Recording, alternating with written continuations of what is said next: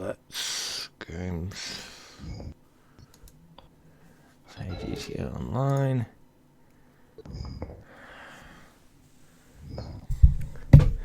Hello, I think. Yep. Can you turn that down a little? Yeah.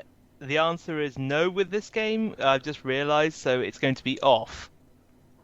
Right. Okay. DuckTales is actually primitive enough that you can't alter the volume. Okay. Well, that's okay. I'm not gonna.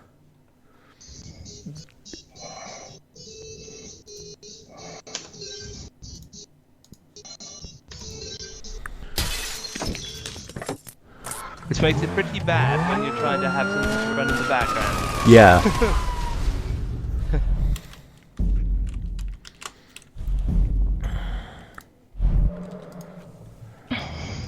Right, okay, guys. Right. Yeah. So. Streaming with spoilers. Deadpool, spoilers. If you want to watch. Right. Okay, let me just check that once the game comes up. Yeah, spoilers for Deadpool movie. You have been warned. Says spoilers, and I'm just going to tweet it out right now. I know we can. Deadpool movie review with spoilers. Alright, whatever spoil. Yeah, there we go. Right, tweeted. Okay.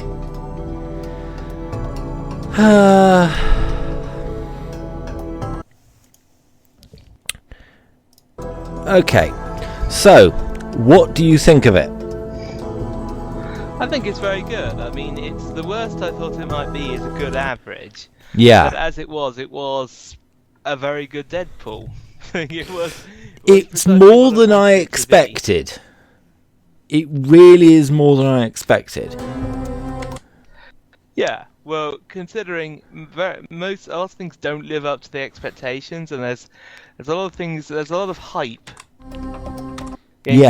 Films and games which are hyped. Yeah. A lot, but don't actually deliver. But no, this one actually delivered. Yeah, it delivered in spades. And the reason I'm playing this GTA 5 is I'm going to basically make myself into a Deadpool character. Or at least try my best. Sorry about this crappy loading music from GTA. It's fucking annoying.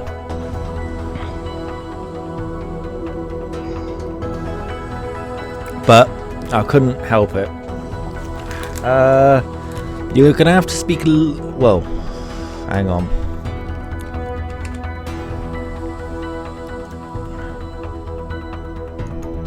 There we go. Right, you can speak now. Okay. Yeah. Is that sorted? Well, it's not quite loaded, but it's the fucking loading problem from fucking hell. Yeah.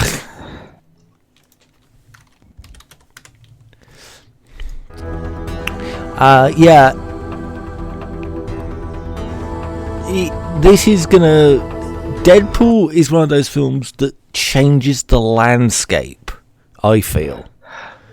It's not. Well, it does allow for the chance of more mature films, because particularly because I know the reason not to make more mature films is because you are afraid that you may make less money because you can't market it to everyone. Yes. And that is potentially entirely true. Yeah. But also, if you make something like that, then you may find that more people go of the audience you do want. Yes. And we'll have to see if apparently Deadpool is doing just that. Even Braun reported for duty. Nice one. I'll fucking load GDA. Do I have to come down to your studios, Rockstar, and cause you to Deadpool this shit? But yeah, it could have been something that didn't make enough money and was just a niche thing. Yeah, and apparently it's not. So apparently it's made enough, which I am not surprised. Yes, fucking in the game. Right, great. Okay, guys, we can now talk fine. Yeah, we can talk all right now, because... Okay. Yeah, so pretty much it's the way that the film... It's... Yes, it's mature, but one of the things I commented in the cinema was the fact that I could see Deadpool, but I wouldn't see but Event Horizon is on a similar level, actually. It is. Yeah. But I think it's in the same age bracket. It is. It is rated R. However, I can watch Deadpool and I'm fine with that. Yeah. So I think it's achieved that. Yeah. Certainly. Yeah, it is a film that I think really changes the landscape for R-rated movies, because it allows them to not just be a horror thing. They can you can have people making R-rated movies about characters that are just not have them be a slaughter fest. Like Hypercube springs to mind. I've never seen it. Yeah, you know the Saw franchise? Yeah. Yeah, things like that, and St. Valentine's Day Massacre. Sec. Things that St. Valentine's Day, stuff like that. You know, like that's normally what an 18 is. Yeah. But no, but Deadpool is a superhero one, and it's not. Yeah, I quite agree. It is one of those films where you look at it and think, well, no way in hell should this film be working, but it is. It's got the right level of humour. Which is quite necessary, and it's something that Fantastic Four lacks completely. All of the Fantastic Fours. We are talking the new one, the older ones. I'm not. No. The other one has humour. Which one? Certainly, Fantastic Four 1 actually does try and have sense of humour. Yeah. I'm if not you saying say so. It succeeds, but it tries. Well, they try and do jokes. They try very badly and do jokes. I'm not saying they... Yeah, so but Deadpool, the whole point is it's got to be that. Yes, it has to be. Got to have... It has to... His character is... He is an anti-hero who kind of comments on the various tropes of superheroes. Yeah, he does. And that's his thing. One of the things I think Deadpool does very well is that it doesn't go to the jackass level, which I was very worried about. Because technically he's a guy who can regenerate from anything. Yeah. I seem to have lost my mate there. Yes, I did. For some reason, I think I might get him back. We'll see. But yeah, he can regenerate from anything, as my mate just said. We still seem to be streaming, so I think I'm alright. Yeah. The character of Wade Wilson could have easily gone too far. Gone into a sort of a mask territory, as in that classic Jim Carrey film, where going too far works for the mask, not for Wade Wilson.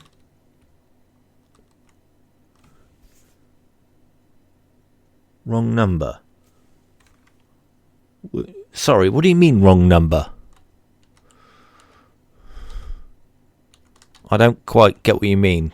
Somebody in the chat said wrong number, and I don't quite get it. But yeah, it could have gone way too far with Wade Wilson, and it didn't.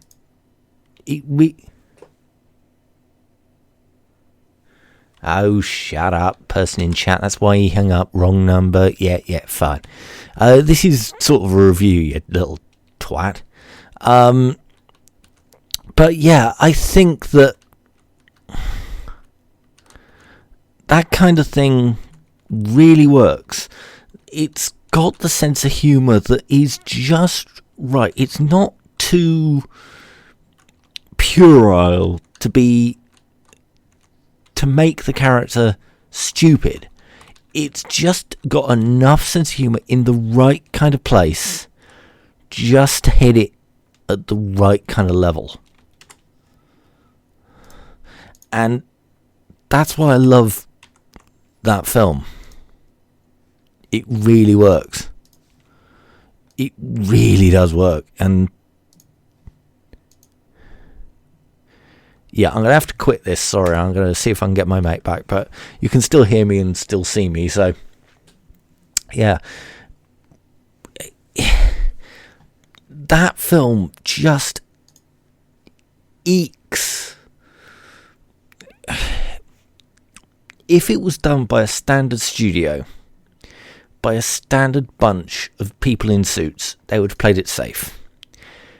Thankfully, the entire internet rose up in a collective voice and said, fuck no. You do not give Wade Wilson a PG rating or a 13R. It's not the done thing. That is not the character. And thankfully, thank God, the goddamn people listened at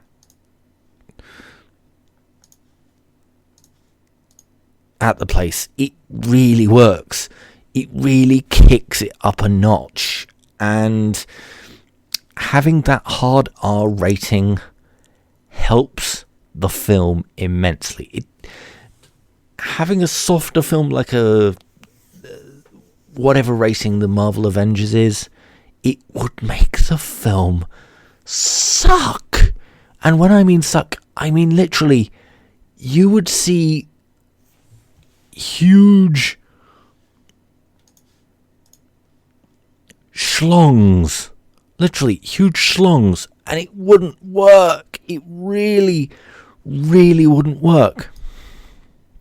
In comparison, Deadpool is one of those films where you go, wow, they made that joke. Why did they make that joke? That joke is so fucking funny.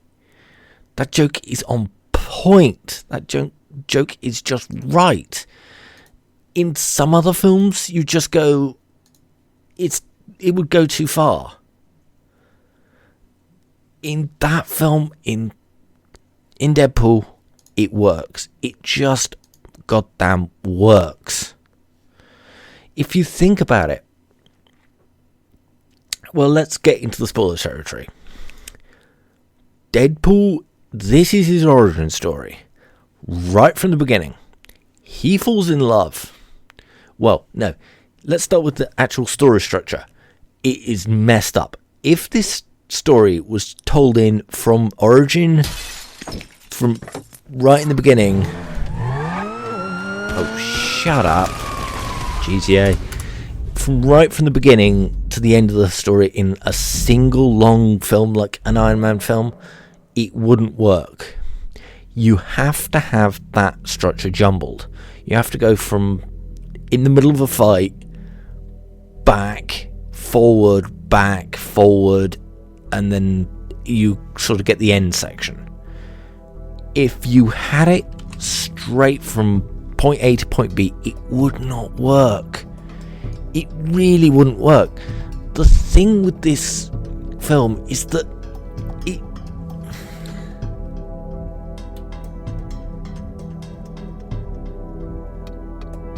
the fact it works with Deadpool and other movies will get shit on for trying humour judgment.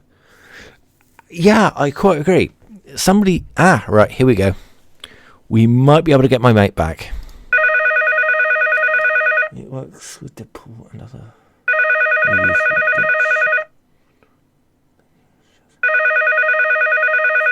Yeah, it shows how judgmental people are, and I quite agree.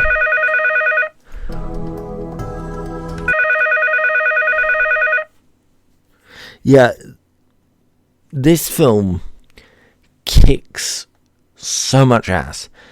It's well directed, and everyone who is thinking that this film sucks and has not seen it, just fucking see it. If you think that... here we go. Hello. Hi. Hello, Wade Wilson. Yeah. Yes, hello again. Right. Because, apparently I've been returned because Steam has said that I do have an internet connection. Yeah, I think everyone got that. I got that, you got that. I think that was a worldwide issue. But yeah, fucking GTA loading music, piece of fucking shit.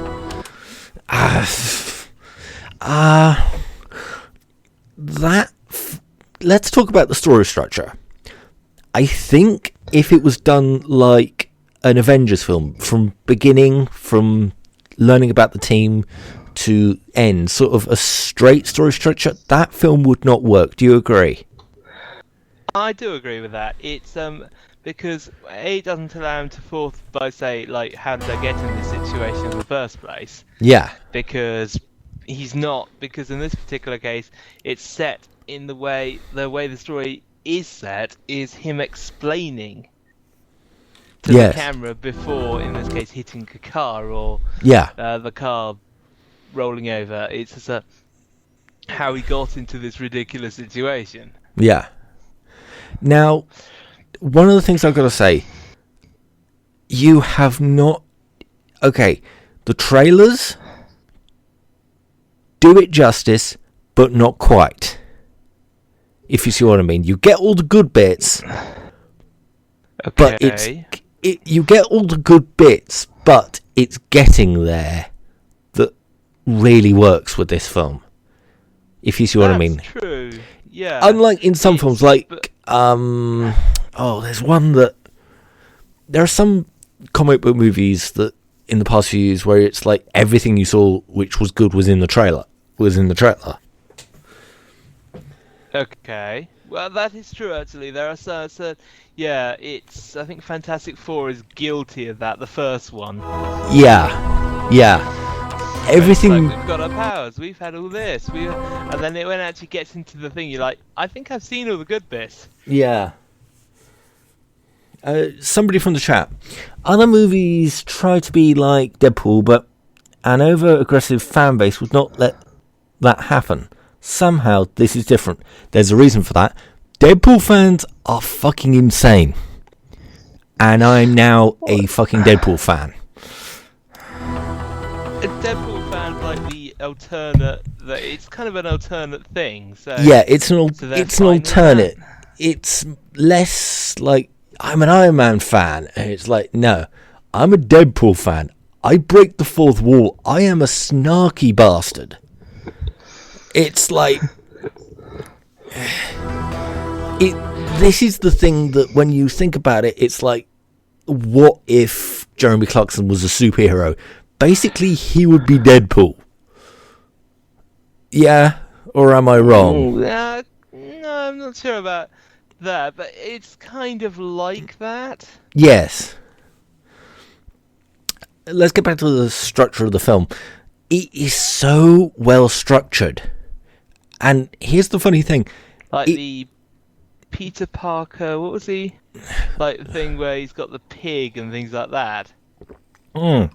Yeah. There are things in this film. There are so many references. Here we go. Right. Sorry about that, guys. Ooh, another event to win money on. Yay. Hello? Yeah, I'm still here. What's the event? Oh, nothing I can do. But yeah, it's... Oh, okay. But yeah, I see what you mean. I think Deadpool fans will be fine with this because they're expecting something like this. Is there funnier jokes than breaking the fourth wall to say, "Did I leave the stove on?" Yes. Oh God, yes. Yeah, there are. Oh yeah, yeah. There are. I mean, for one thing, people comment at one point. Colossus says, "By the way, I can hear you talking," and he says, "No, I'm not talking to you. I'm not talking to you. I'm talking to them. I'm talking to you." And then it's as if he's because he's the only one who can see it, which is why people think he's crazy. Yeah, yeah. He sees where the camera is. One of the most subtle jokes. It's not really a joke. It's more that he flicks a piece of gum he sees on in a taxi, and it lands on where you're actually seeing it from. Basically, it lands is either the window. Well, it's either the window or a camera. It lands on the camera. Pretty much, it lands on your view of the world, on the perspective. I think it's made pretty. Yeah. Yeah, but it could be. Well, yes, but it's never made entirely clear. Like, he never says, "That's a camera." He does. He talks. No, he doesn't. No, but he talks. Yeah, but if you look in the film. Yeah. There's none of the characters say, "Why is there a film cameraman?" Colossus doesn't see a film cameraman. Yeah. But so technically, they're going with the whole thing about him. Other people think he's insane, but actually, he's the only one seeing what's actually happening. Yeah, he's the only one seeing what's happening. But he's cleaning a window. Yeah, but he is cleaning a window, but he's cleaning the window that we see him from. Yes, he is, but still, to everyone else, he's cleaning a window. Yeah. By the way, if you're wondering, while I'm playing GTA, why I'm coming to the salon, it's for makeup. Eye makeup, to be precise. And you're adding the... Yeah. I need to look for the dark makeup. Basically, so that I can... Yeah, here we go. That's the best I can get, I think. Yeah, Jesus, that's going to be expensive. That's about $1,000's worth. It's a black pagan min. Oh, that's quite funny. Yeah, basically it's for the eyes, so that sort of around the eyes, so you get that sort of Deadpool look, and I'm going to have white pupils, so that you can get the sort of Deadpool look. Yeah, I like what they did with the movie. They could have completely fucked it up. They really could have. As a film, it is a Deadpool is one of the riskiest to do. It's one of the riskiest ones to do. I've got to give them credit for doing it. For even attempting it, you got to give them credit. They thought they could do it right. Yeah. Because when you're dealing with somebody who fourth walls all the time, yeah. And also it's got to have the right type of humor, or it just fails. Yeah, it does. And that's the thing. An example is, just trying to think of another film which tries to have that kind of sense of humor and fails. Okay, here's an example. Here's an idea. Here's an example of a film that tries to be humorous and fails in every way. Yeah. Go on. To do what it's trying to do.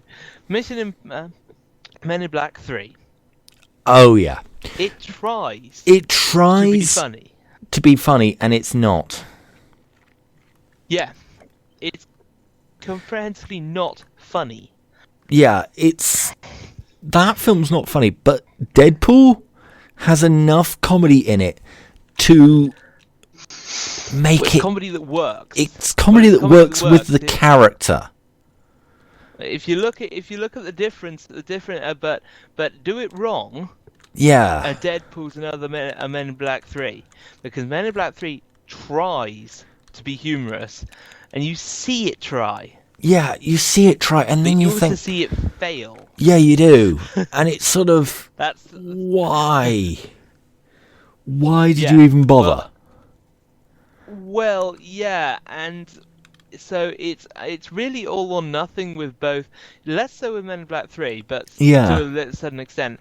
But certainly with Deadpool, you get that main element wrong. Yeah. The rest of the film just doesn't work. It just dies on its feet. But with this film, it doesn't. It doesn't die on its feet. It lives and it breathes and it sort of invites you in. It literally... Deadpool makes the jokes that you want him to make.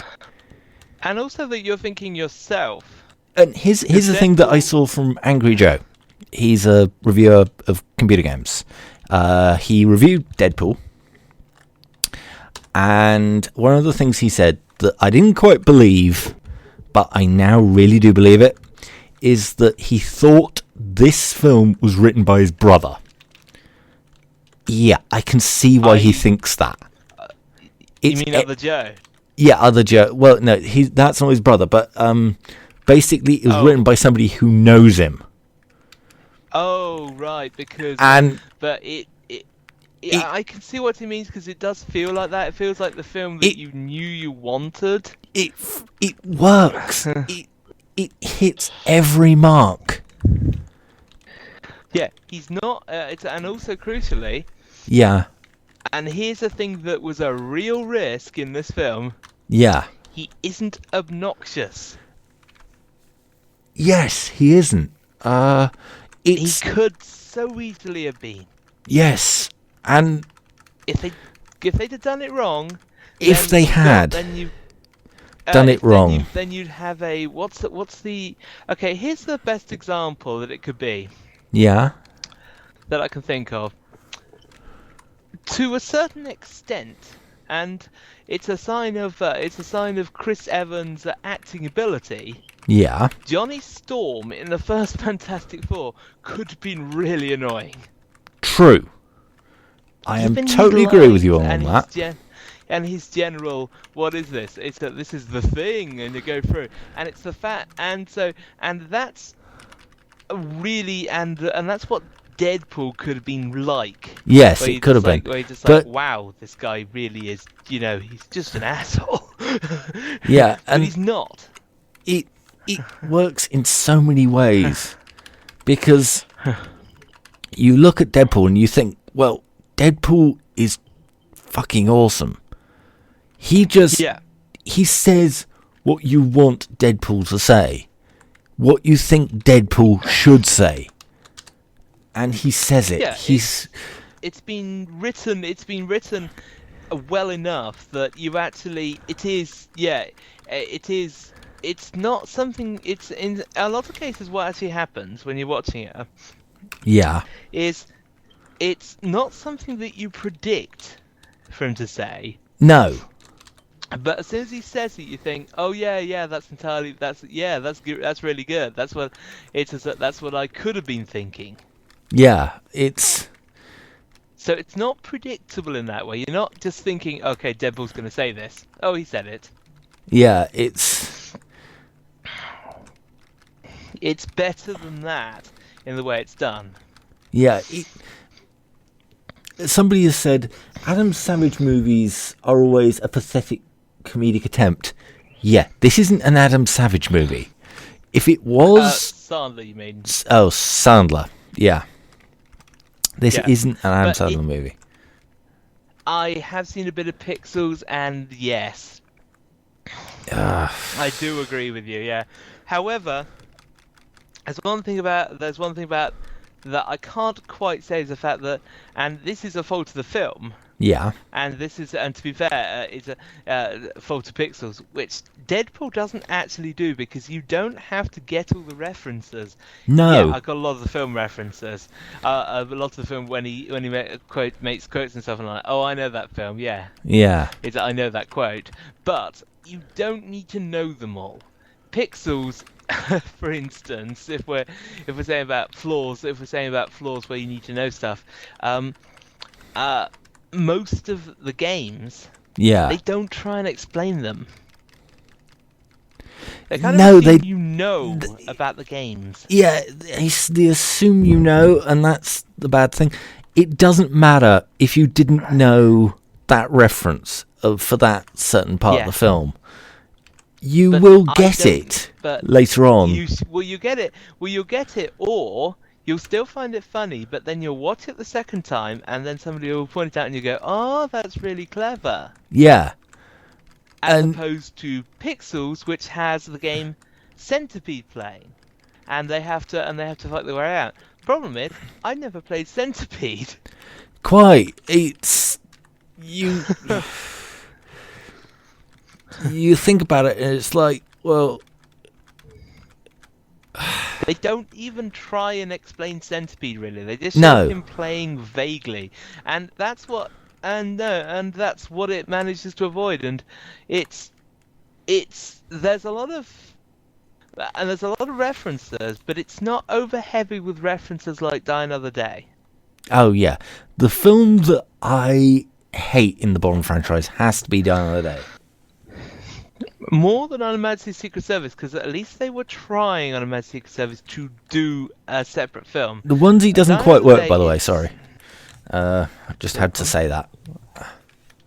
The red onesie. Yeah, it doesn't quite work.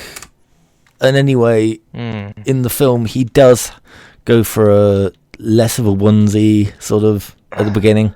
Well, yeah, you could kind of go for that look, so that is technically a Deadpool look. It's just him advancing his look. Yeah. But, yeah, it is kind of... Yeah, there are references, and actually, I think I've already got and that. if you get them, then great. If you don't get them, then you still find it funny. And they're well timed, and there's not too many of them.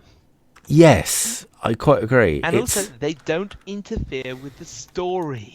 No, they don't. And most important thing. Yeah, it is. Of all. Because here's the thing about references. Here's the thing about references. References are designed to enhance the story that already exists. Yeah.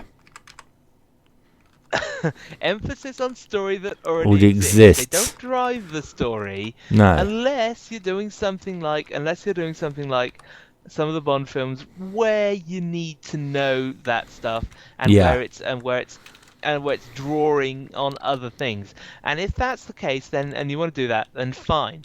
But don't do a Die Another Day and build your story entirely on references and just say, why are we in Iceland? Oh, it's a reference. Why do we have a diamond mine? Another reference. Because it's driving the story, and that was a danger. And that, if you think about it, that is the danger of Deadpool, because he does reference things. But he references things that, if you're seeing this movie, you should know. But also things that, if you're not seeing this movie, things like when he sees Teenage Negasonic Warhead and goes, Ripley. And it's like... Yes. I loved it, because you think about it, it's like, oh my God, why didn't I think of that when I saw it? And it was like, yeah. When I saw a picture of her it's like, yeah, that's really good. That's a really good reference. Yeah. It's sort of... She has a kind of similar attitude to a certain extent. Rob, I'm sorry. Fuck it. I've now made my rocket grenade launcher pink. I think Deadpool would approve. I think he kind of would. Yes. And that's the other thing they did actually well. Yeah. I gotta say. Which is the fact that Deadpool and they made it so he was kind of... They made it so that he was kind of gay, but not. which wait. is a nice balance. What do you mean? Well, he makes several comments, like he does make a couple of comments that, because he is supposed to be pansexual, remember? Yes, yeah. He'll screw anything. Yes, and they kind of made that, and they did it subtly, and they did it well. Yeah. Yeah, this is the kind of thing that you sort of think, wow, you really did that. Yeah. And Deadpool has nothing that I'd say is bad with it, because we're comic book fans, and if you're not comic book fans, there's a lot to dislike. Because the reference... I'm not sure about... Well, there is, but and also that I would... Well, I'm not sure we could be classed as comic book fans. I mean, how many of you actually read? None, but we've seen the other Marvel movies. Yeah, but that's a difference. There's a difference between seeing the other Marvel movies and seeing the other Marvels being a comic book fan. True. And in the end, we're not, and we could still watch those and get the references. So they did their job well with that. Yes, they did. They don't include a whole load of references like certain other films do, where you just don't, where you go, okay, am I missing something here? Yeah, I know what you mean. Oh, God, I can't do a stoppy for... That's better. Yeah. Because there are some films where they have so many references that, and it relies on knowledge that you might not have, and if you don't have it, then it doesn't make sense. Yeah, if you don't have the knowledge, it doesn't make sense. But... Or it's a kind of dull film, and the really clever things that the people have been adding just don't appear. No, they... Die Another Day does that to a large extent as well, but there are other films. But Die Another Day is a film that appears that I can think of right now, because there are several things where it makes references which were probably very clever little japes by the people who made it. However, not having a comprehensive knowledge of Bond. But they're also japes. I don't see them. Basically, the japes also are telegraphed nicely enough so that there's one where it's like, there's only ever 2 X-Men in the X-Men mansion. They mustn't have had the money to get the rest of the X-Men. And it's like, I do like that, yeah. Even if you didn't get it, you got what he was trying to say. It's just like, I don't know the X-Men, I don't know anything about the X-Men, however, pretty much there are more. Yeah, there are more of them. It's not X-Man or X-Duo, there are more of them. Yeah. And also, not to mention the fact that they have a big mansion, and there are two people there. Yeah. So, yeah. It's, no, I do like that little callback where they do that. Oh, and also, I love the name Teenage Negasonic Warhead. I know she's probably part of the canon, but that name kicks so much ass. And even Deadpool goes, your name kicks fucking ass. Can I have it? Do you want to trade? And it's like, yeah. 50 Shades of X. And also... yeah, that was from somebody in the chat. It really works. It really does hit the right mark with all its quotes. Even if you don't recognise some of them, there are going to be things that you will recognise. There will be jokes in this film that will make you laugh, even if you haven't seen any other Marvel movies. I can pretty much guarantee. An example of references that you don't need to get, though that both of us got. Yeah. Though to varying degrees, but you read somewhere that the main villain was Hydra, didn't you?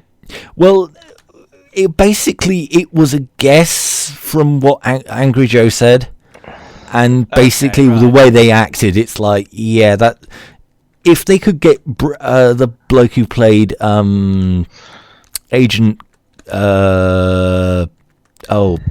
Marvel Agents of S.H.I.E.L.D., bloke who became a traitor, Brett Dalton, Grant Ward. If they could get Grant Ward in that film, it would work.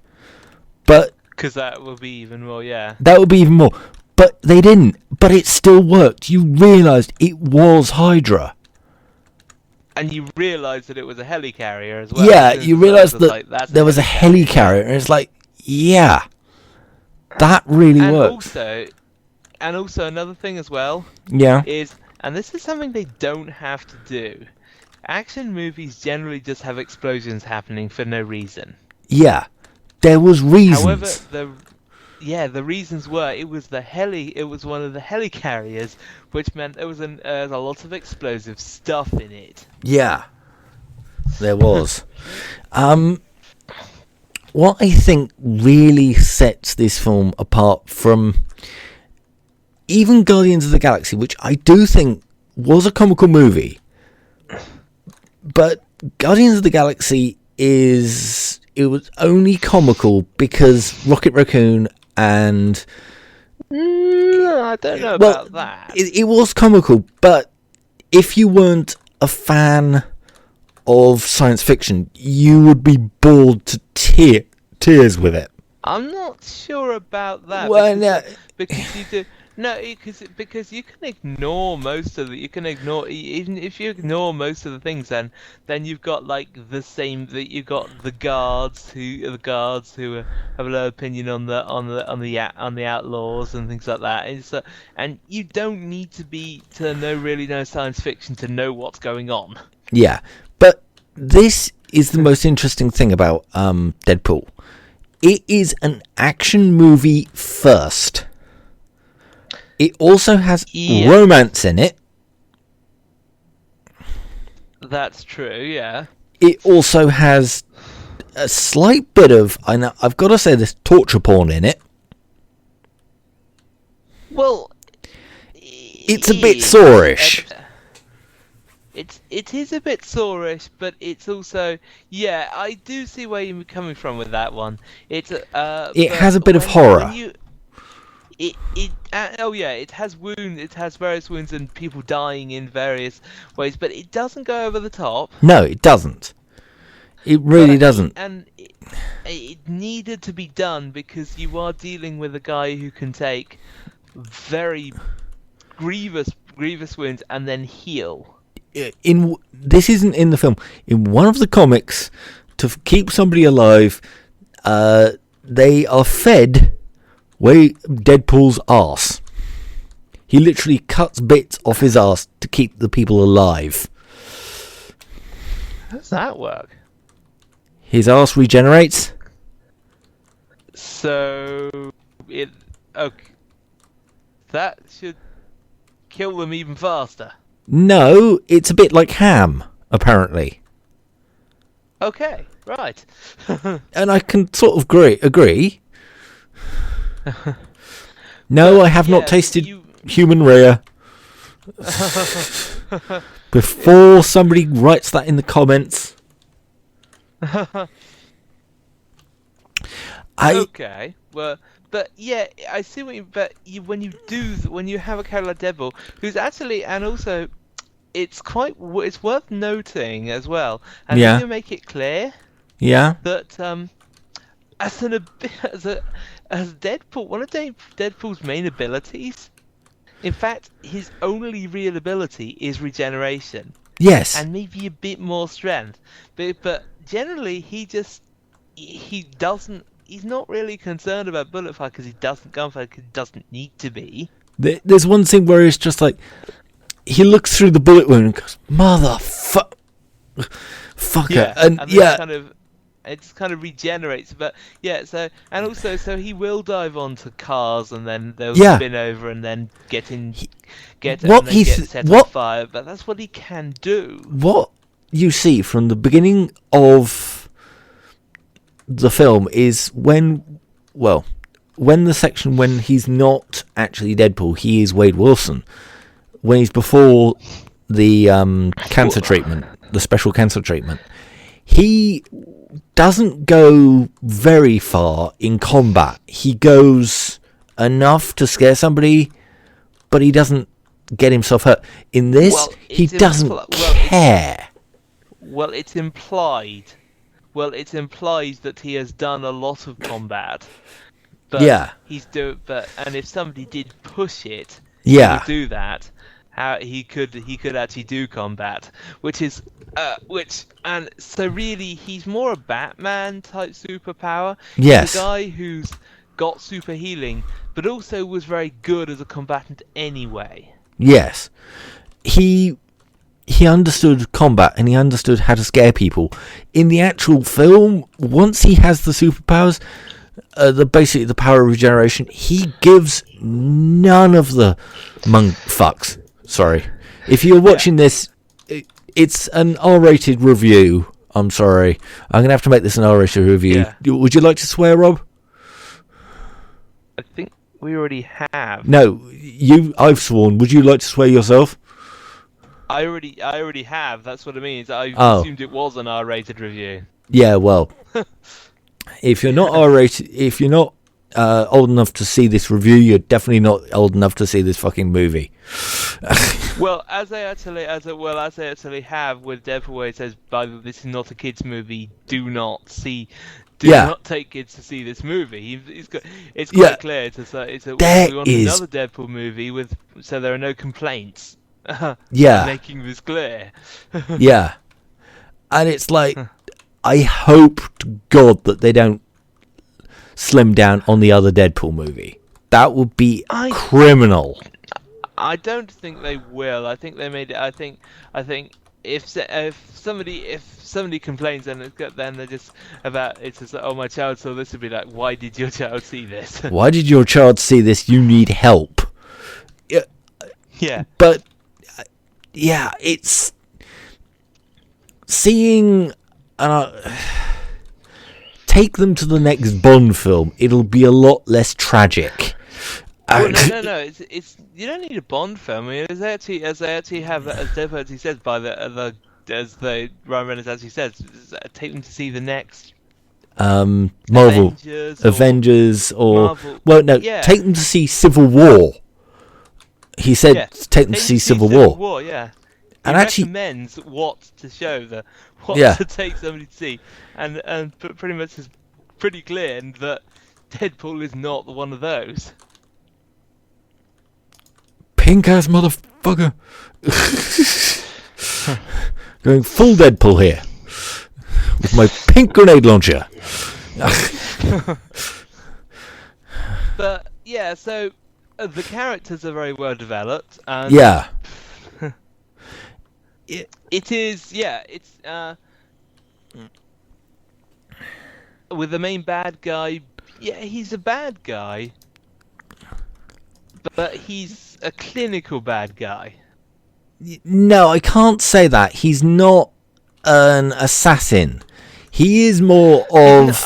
He's not an assassin. I get it, but he's very cool. He's quite calm and collected. But he's got this. I'm doing this because I can. Yeah, I'm doing this because I want to. Yeah, exactly. It's a so he's So I think the whole thing about I don't feel anything. I was just like, I'm not sure. I'm not entirely sure you feel nothing. You just feel a lot less. Yeah, you feel a lot less, And also, they kind of made it clear that the fact that he actually, I did like the fact that they actually, he commented that he was envious of Deadpool because Deadpool feels the injury, it regenerates, but he doesn't feel the injury, but it doesn't. Yeah, there's this bloke called Ajax, and they make this joke that he got it from the dish soap. Ajax dish soap, and it works. It really does. The villains are a little one note. That is the only bad comment. But frankly, it doesn't need more of a. It doesn't need... Actually, there's one thing they didn't do with regard to the villains, which they could have done, and I'm glad they didn't. Go on, what? Okay. Their outlet was selling either weapons or weaponized people, right? Yeah. Okay. Well, the thing about it is, as soon as I saw the weaponized people thing, I thought, okay, oh no, they're gonna have Deadpool fighting people with collars on. Yeah. You're gonna do that cliche, and they didn't. There is only 4 other superpowered people. 2 of them are on Deadpool's side, 2 of them are not. And yes, Deadpool is the star, and so he shares his star quite happily with Teenage Negasonic Warhead. That name is so fucking awesome. And I've got to agree with you, Wade Wilson. It is so fucking awesome. And yes. Colossus. Actually, the only Colossus that I think actually gets the character right. I have seen other Colossuses in films, and they have been garbage. Absolute garbage. Because it's like, wow, you need character with Colossus. Well, okay, here's the thing about Colossus. Colossus' powers are actually really quite boring. Yes. And isn't it like super strength and being made out of metal? Yes. That's it. Stuff. So and it's like he sits there. And then hits you.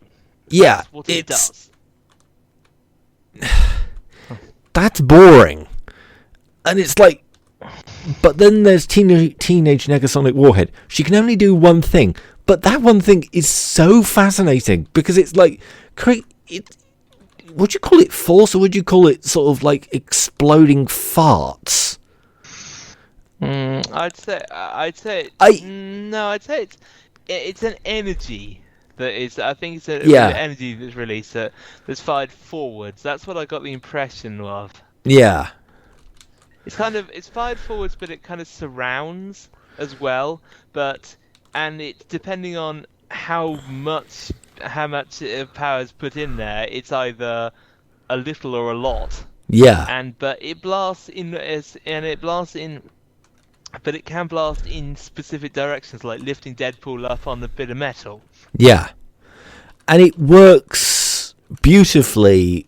And one of the things I think they could have done, which would have been very bad, would have been made too many jokes about Negasonic Warhead and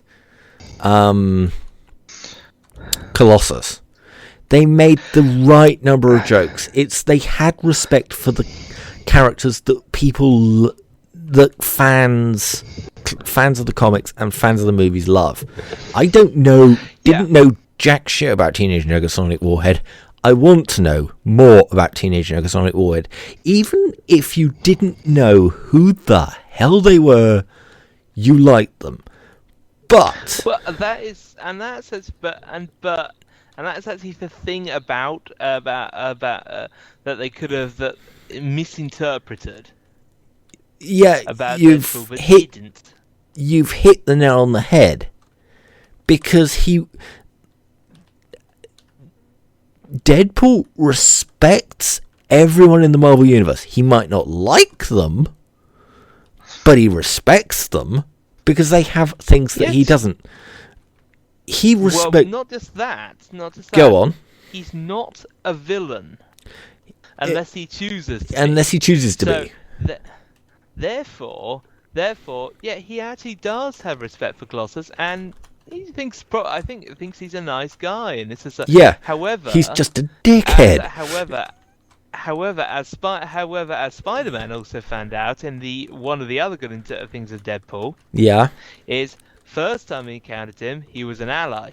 Yeah. Second time he encountered him, he was somebody who tried to attack him, and Spider-Man was just like, well, "What are you doing?" And it's just like, "Well, I just decided to change sides." Yeah.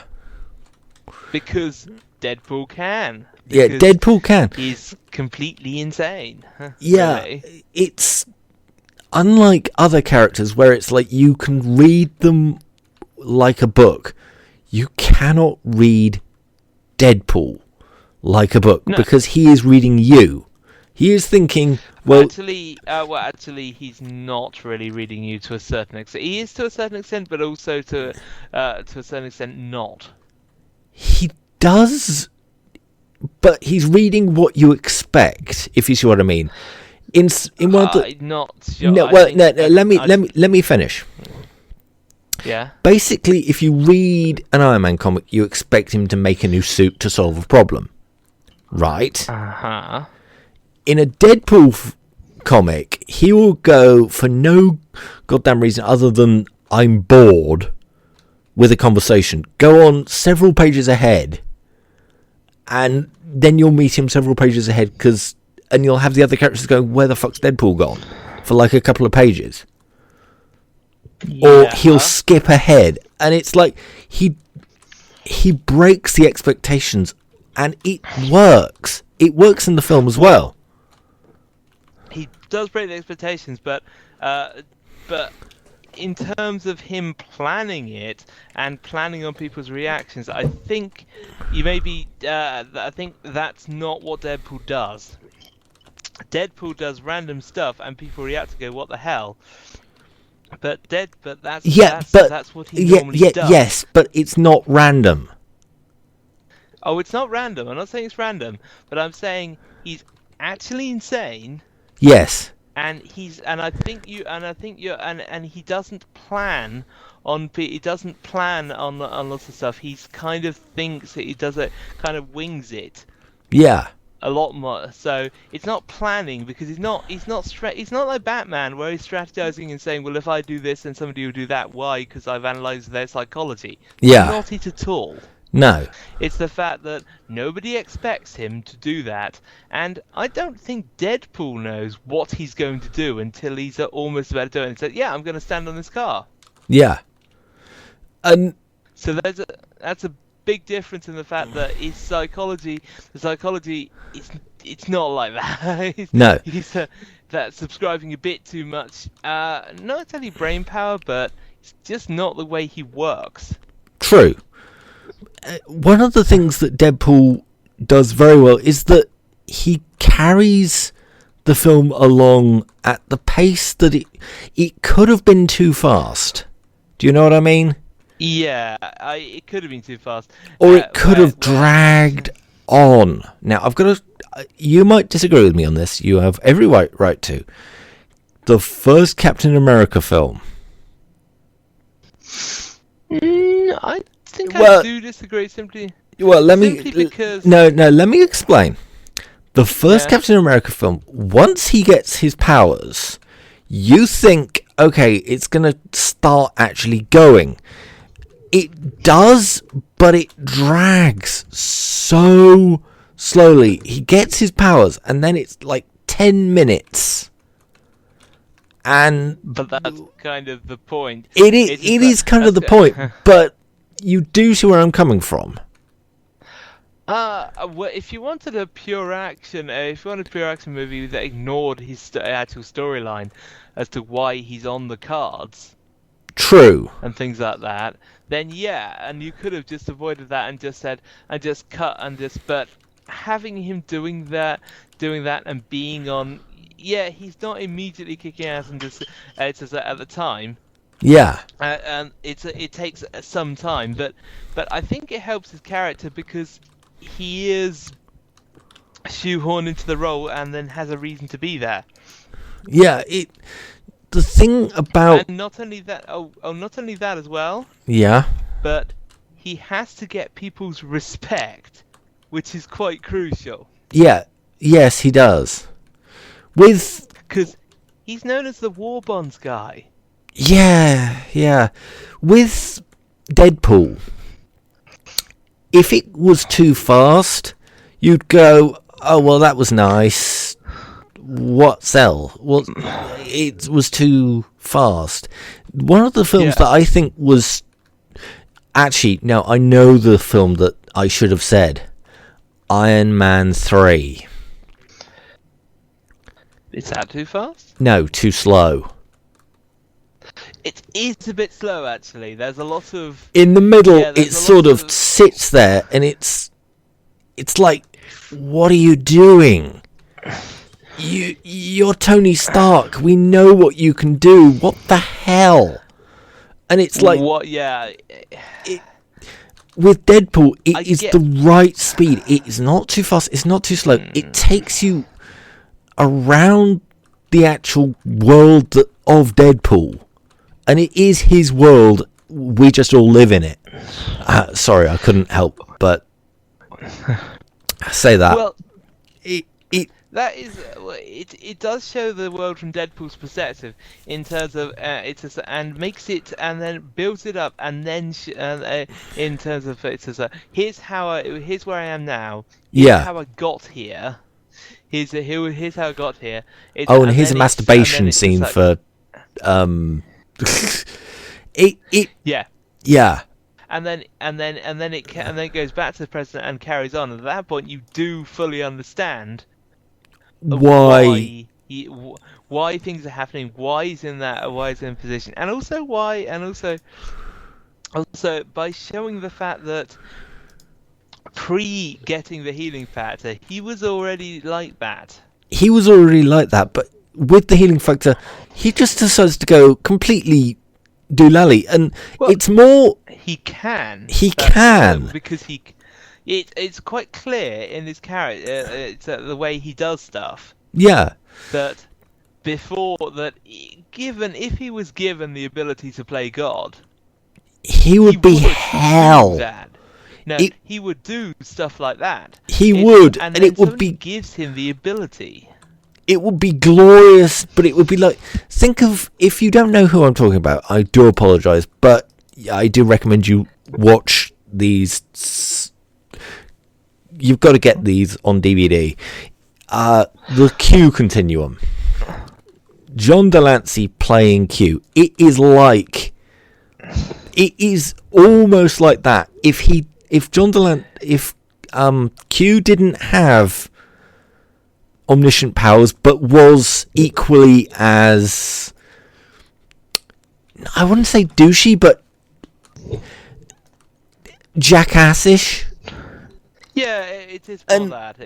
It works. It does, but it is kind of, it shows his priorities. For instance, he's not a superhero because the superheroes say, by the way, you could do good and everything. He says like, and his response is, well, yeah, I'm not going to do that. But he doesn't do.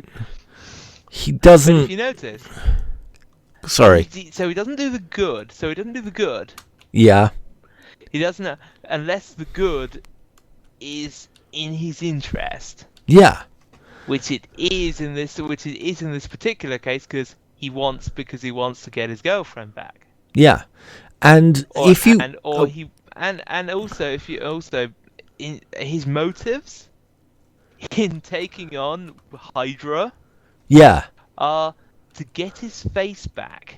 Yes, because he wants his girlfriend back. Because he wants his girlfriend back. But it's also because he looks in the mirror and goes, "Damn, I'm ugly." So that's his reason. And also, it also gives me hope. Yeah, it's faint, but there is hope. Yeah, but also, if you look, it's just that the genuinely bad guys, he actually has a real problem with, which Deadpool would, because if you look, he's got like the guy who's his friend who gets toasted. Yeah. And that actually affects him. So he's very much anti-hero in the fact that the other heroes are saying you could do this, you could help save the world, and he's like, no, but he's not out to destroy the world either. If you look, he's kind of in the middle, but more towards the good. Yes, slightly. I hope in the next film he does go slightly the other way for a little bit. If it depends on if it's in his if it suits the goals he has. Yeah. Also, I was going to talk about the girlfriend for a minute. If you recognise the actress, good on you. You've watched Firefly. Or I don't know, or not Z. V. Yeah. V. But if you've watched V while you're watching this, you're not particularly that clever. I didn't like that. But V's not it's in terms of being a main character. She's been a character in a fair few things actually. Yeah, in a fair few things. But she is awesome, and her arse is glorious. And the way she plays opposite Ryan Reynolds is awesome. She plays the person Wade Wilson / Deadpool would fall in love with. And it doesn't feel contrived at all. A love interest for Deadpool could have been quite contrived. Yeah, everybody thinks the love interest for Deadpool has to be someone like Harley Quinn. That has pretty much been the only thing that every single fan of Deadpool would think would work. But there's now a new one. And it is this chick. And it is incredible how well it works. Well, it is very clear what they did. Okay, here's the thing that a lot of movies and TV series do wrong. Yeah. And I can't list. I can't think of one right now, but I probably will in a minute. But so many of them. Well, tell me what you think it does wrong. You actually, it's what they do wrong. Because they get two actors. Yeah. In this case, and then they say these people are a couple. Well, I can tell you right now, Hayden Christensen, Natalie Portman. Oh, yeah. They have no chemistry. There's no chemistry whatsoever, and it shows. With this film, the two lead actors have so much chemistry. I reckon that she is a fan of the Deadpool comics, or she knew. I'm not sure about that. I think when they were making this, they did kind of say, by the way, you should be looking at this just to get an idea of the feel they're going for. But I think that they do play off well against each other. Against each other, and just generally, it feels real. Yeah, and feels like the type of person Deadpool would go for, and it doesn't. When you put a love interest in a film, it's got to work. It's got to have a reason to be there, and Damsel in Distress could very well have been that. Yeah, it could have been Damsel in Distress, but he meets her in a bar, and she talks to him like he's a piece of shit, and she has the sarcasm that he has. And she bites back to his sarcastic remarks, and he loves it. And you know that those two are going to be lovers in seconds. And it's like barely 3 minutes into the film, there's about 5 sex scenes. And it's brilliant. Well, and there's one that's hilarious, where it's like Happy Woman's Day. And then you think, oh, that was clever. Because Wade Wilson is man enough to do that. And it's like, wow, I know people in real life who don't have the balls to do that kind of thing. You've got to watch the film to understand what I'm talking about. Yeah. No, but in the end, it is kind of, it's one of the ones that if done wrong, it would have been terrible. If done right, it actually makes sense, because in the end, you want to make it so that the person can be kidnapped. Yeah. but also make it so that they are somebody, because that is one of the problems that you could have occurred. Yes. Which is, you make the person tough enough that their later kidnapping and being unable to help wouldn't make sense. It's completely unrealistic because they've already been shown to be incredibly good at combat. Yeah. It's or something else. Or you make it worse. I'll tell you right now. Die Another Day. What makes it so bad in Die Another Day is that she is apparently an NSA agent. We're talking about Jinx here, and she gets captured so bloody easy. And then you think, wow, Adam Baldwin will have words with you. I think any spy would have words with her. Yeah, it's like Kingsman are going, what the fuck? But the offers, the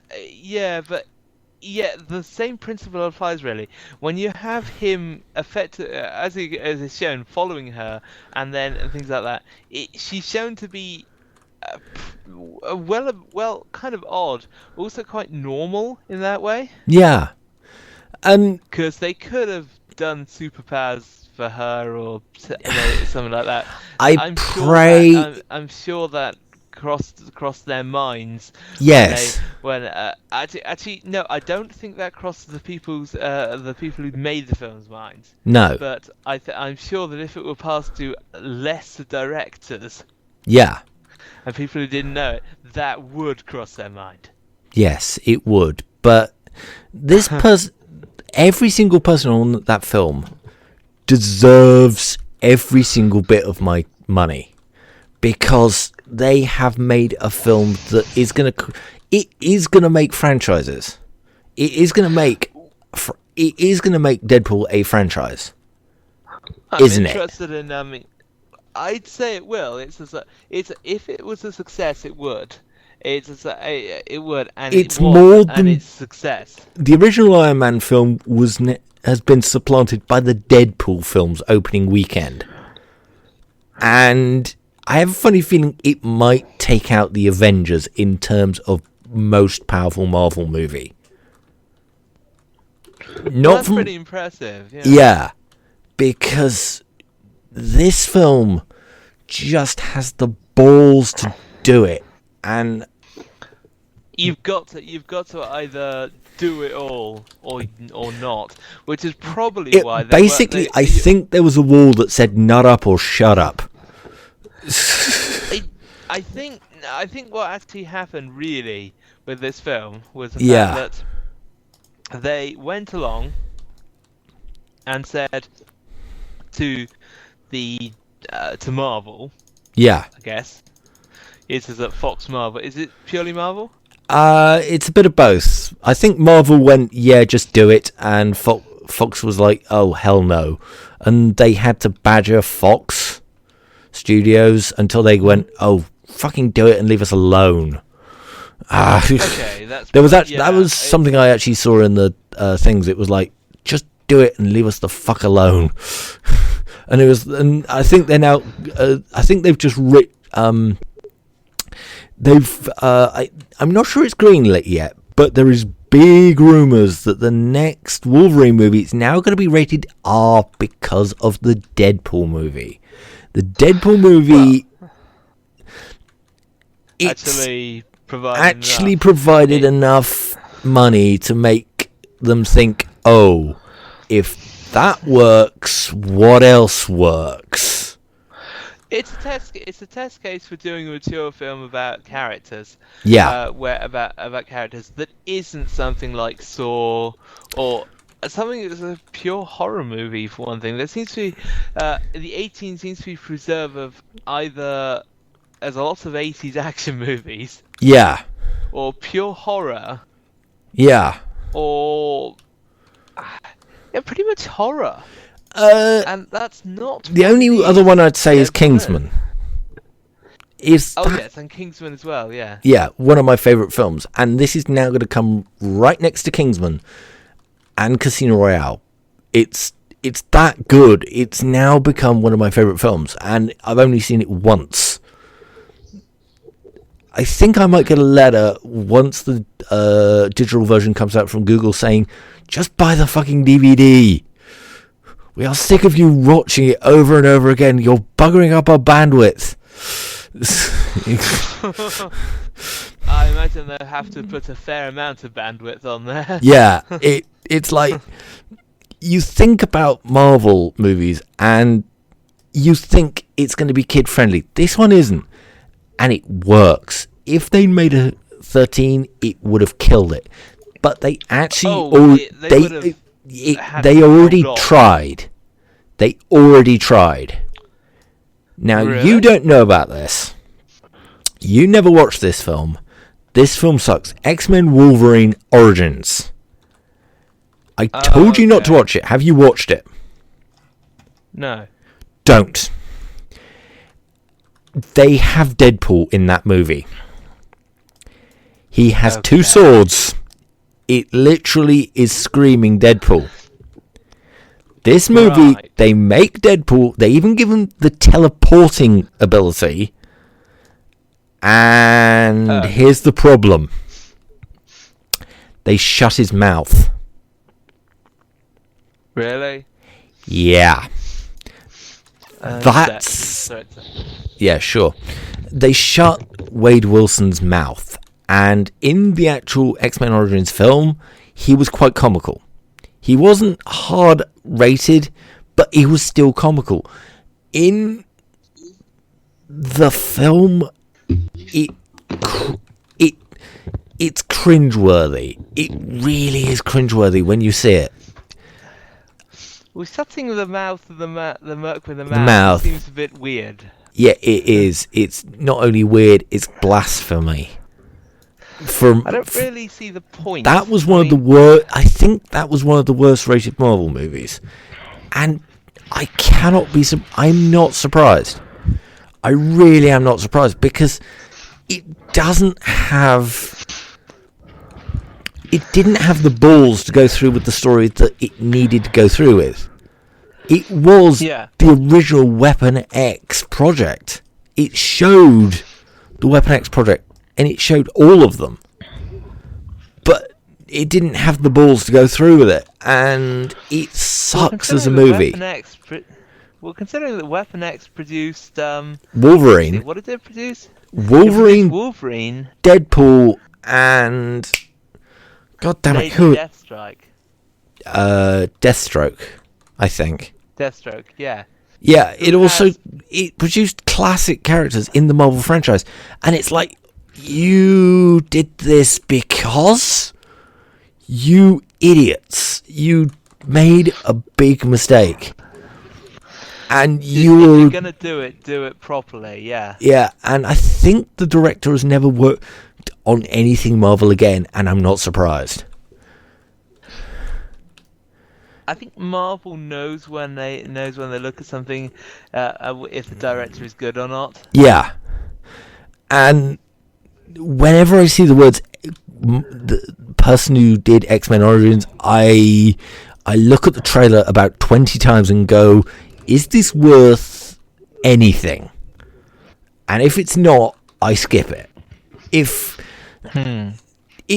Hugh Jackman hates that movie, and I am not surprised, because I reckon if that movie didn't exist, I reckon he'd want to do more than the next film that he's doing. I'm not sure about that. I think it's because I think one that I don't think that's the case, because I think he was aware that the new franchise, the new way they're doing it, was very good. Yeah.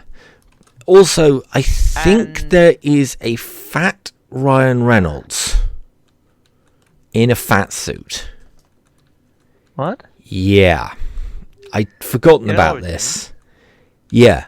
In between him with 2 katanas, the team split up because they made a team to get adamantium, the thing in Wolverine's claws. And once they got that, the team split up, and Deadpool became rather fat. And it's unless I'm wrong. Hang on. let me just kill. Well, no, if it looks like he's in a fat suit, then yeah, he's in a fat suit. Hang on. Let me just check something. Let me just kill this last dude, Deadpool style. So, firework. Could use a flare. No. I'm gonna use a. Where are you, you little sod? Happy 4th of July, motherfucker. Yeah, and I just passed the gang attack. Right. Let me just. Deadpool X-Men Origins. Images.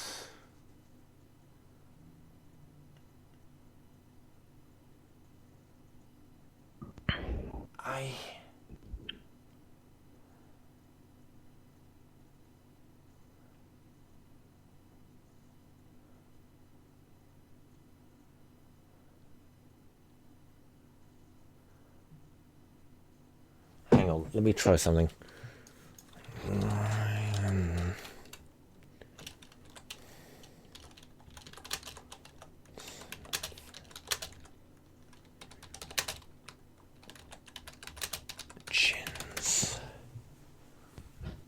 Yep. He was in a fat suit. Oh, he was right. in a fucking fat suit. Okay. You serious? Comments about not sewing the mouth up, and and also in a fat suit. Why? In a why? We are fucking talking about the merc with the mouth. Why is he in a fucking boxing ring, boxing against goddamn Wolverine and getting his ass kicked? And it's kind of like, oh my god, you idiots! Make him and the film wasn't that good anyway. And it's like, they have. It's like you want people to hate it. Yeah. They have tried to make a not an X-Men. What the fuck? Deadpool movie before. They have tried to kickstart Deadpool because at the end of the X-Men Origins Wolverine, they had a thing where somebody picked up Deadpool's head, which had been cut off. For some reason, he also had laser vision, which made no fucking sense. What? Yeah, he had fucking laser vision. Basically, Colossus beams. It was like, what? For the longest time, I didn't know who that character was, and I didn't care. I wasn't a fan of Deadpool, but I didn't know who the character was because he looked idiotic. Because they'd sewn the mouth off.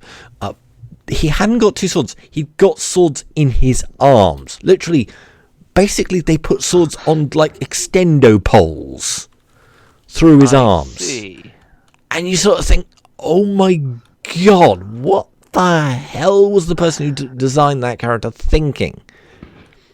Have Deadpool with swords at least, but no, you could have an extendo arms because this is the Weapon X project.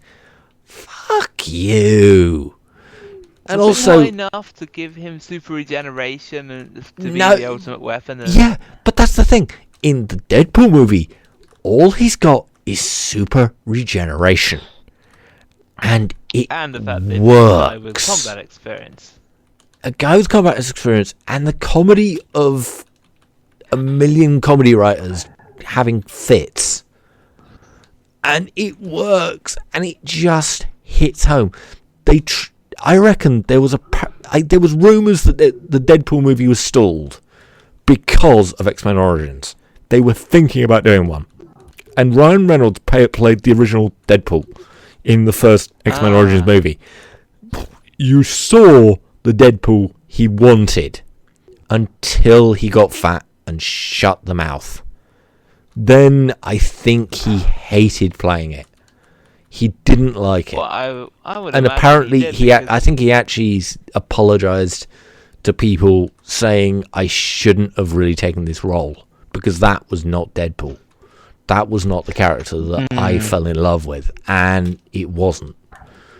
That is not Deadpool. And if I would love it if there is a scene in another movie where somebody brings up something that looks familiar to that, and it's like, yeah, no.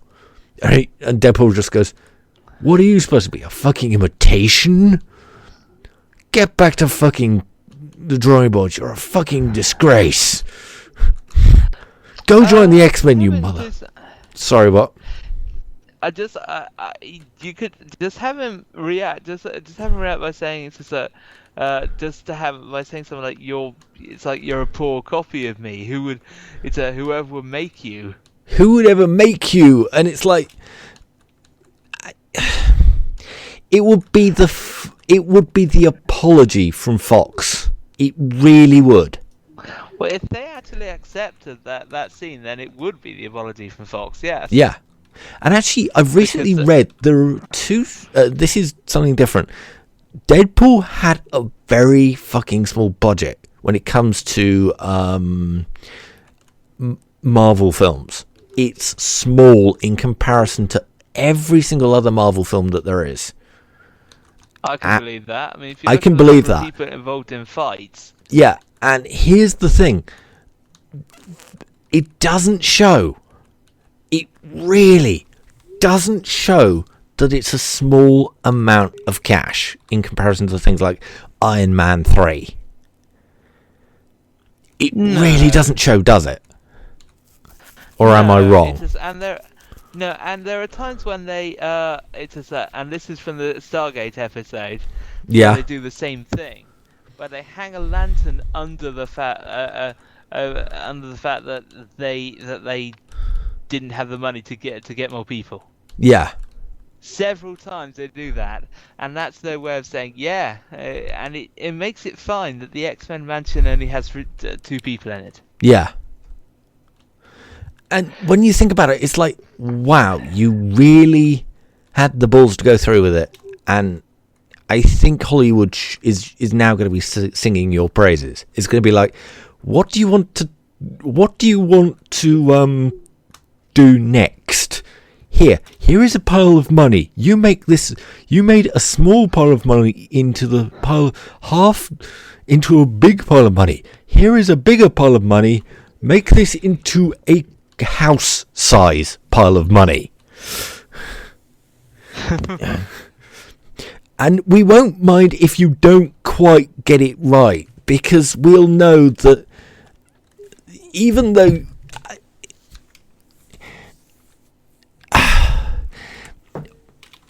now this is a hypothetical. If this didn't work, Marvel would not be, they wouldn't be surprised, but it worked, and I think it surprised everybody, didn't it? Well, as to how trailers are misleading, so yes, until it was actually seen. Yeah. Whether they got the particular type of human, the particular details correct, wasn't known, yes. And it has surprised people with how many people would be willing to see it, considering it's a mature film. Yeah, it is. And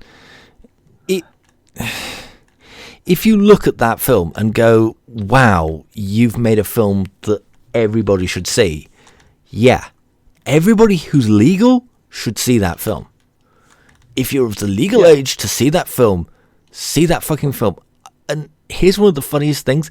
Some of the promotional material was actually released on Valentine's Day. So some of the promotional material was so that you could bring your girlfriend to it. And I reckon if I could speak to some girls who'd seen that because they'd been taken there by their boyfriends, I don't think they would be displeased, because it's got the comedy and it's got the action and it's got Ryan Reynolds' arse. And no girl worth their jeans would be sad about that. In my view, it's like it's got everything a woman should need to be happy, unless I do not know women. but that's probably I don't.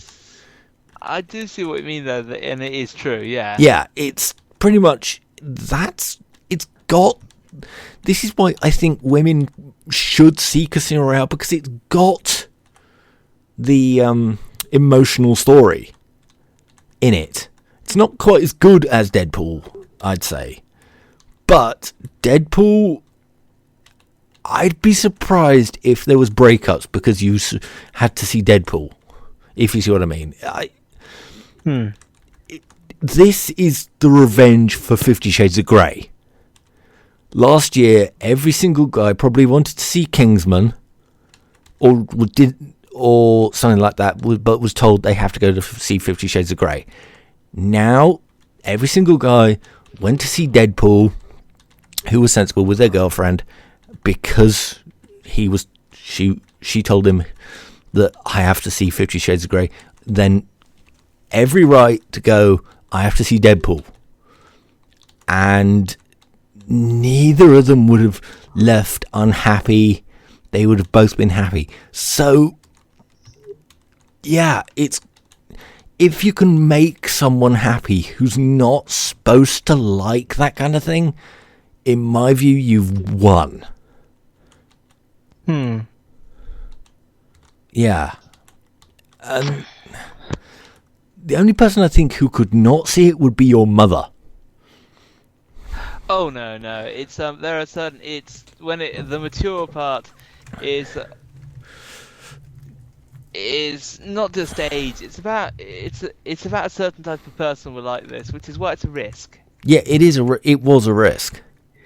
It was a risk because the reason it was a risk, actually. Go on. Is because it was, you're pitching it at an age that's high. Yeah. And then they have to want to, those people that have to want to watch your film. Yeah. They have to get that one right. If you don't, it's a complete and utter disaster. Yes. And if you don't get that right, then you've wasted your money. Now, one of those films has to be that did that. Wasted your time. Wasted your time. One of the films that I think had trailers that did cause that was Kingsman. The last trailer for Kingsman saved it. Otherwise, I would never have seen it.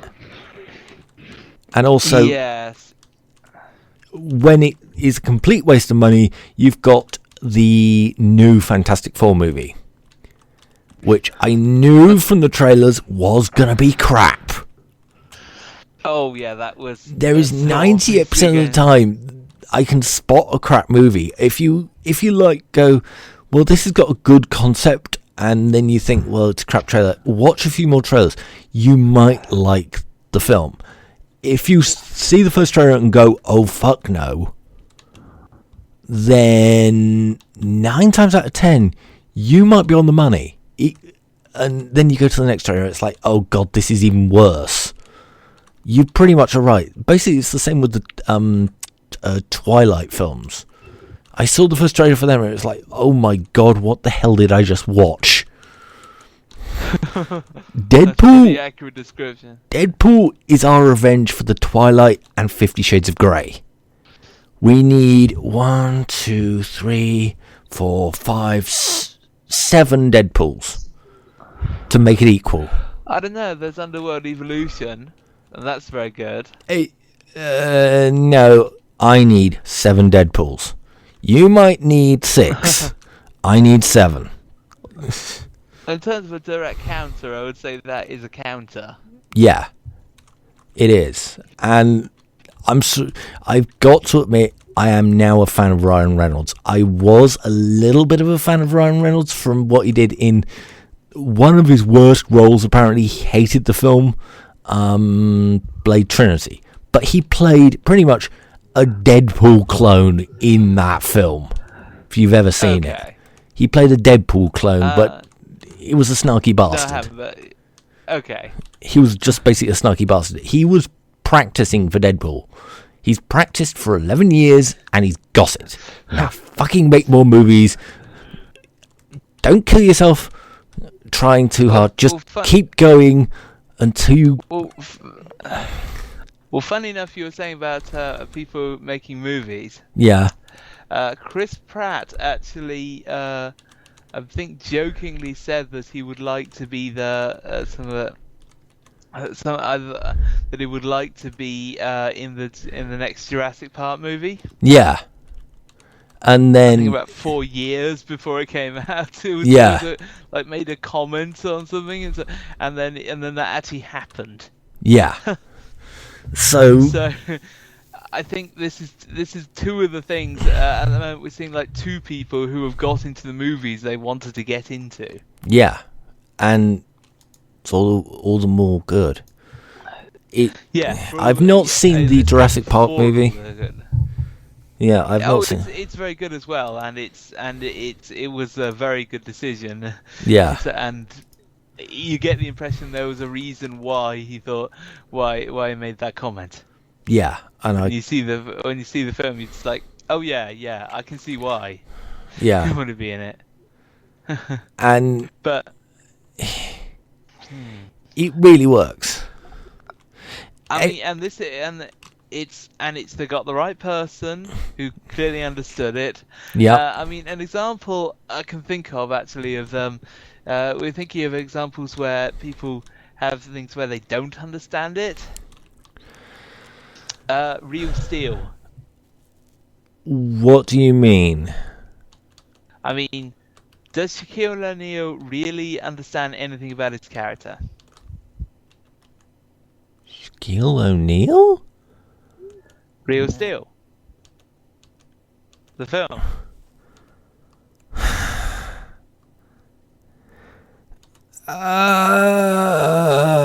The Hugh Jackman film with the robots. No. Real Steel, the one where he plays the... Oh, the hammer. Right. I've got you now. Yeah, Real Steel.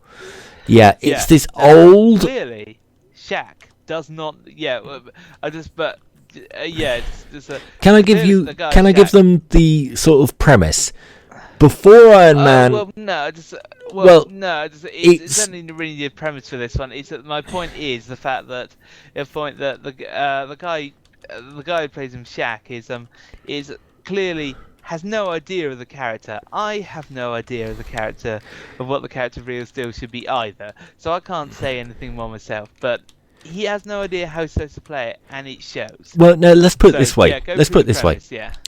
This isn't quite the premise I was thinking, but I'll explain it this way. Robert Downey Jr. played a C-list character called Iron Man. And everybody now thinks he's A-list for one reason. He played him like he wanted to play him. He understood the character. He understood the struggles that Iron Man had gone through. Shaq didn't give two shits about the character. He didn't understand it. No. Apparently, Real Steel is quite a big thing in the DC universe. Yeah. There's never going to be another Real Steel film. Not that you know from this. Let's just put it this way. Real Steel... Okay. What is the premise for his character? I watched the movie twice, and I still don't get it. Yeah. The premise for the character is weirdly enough. Well, no, let's put it this way: Iron Man before Iron Man, but just a little bit daredevilish. He is more daredevilish, but he's also Iron Man low tech. Yeah, and it's like, well, why? Well, actually, but they're probably then. It's a low tech, as in he has a hammer. Yes. And armor on, but he just has a hammer. Well, let's put it this way: in the Real Steel film, the person who created the Real Steel actual outfit is in a wheelchair. I want the wheelchair more than I want the goddamn armor. Yeah, because the wheelchair has rockets and everything else. I think And RoboCop would have trouble with that wheelchair. I think so too, actually. And so that is the hidden star of Real Steel, because that's the person who actually saves him. Yeah. Actually does most of the stuff. Yeah.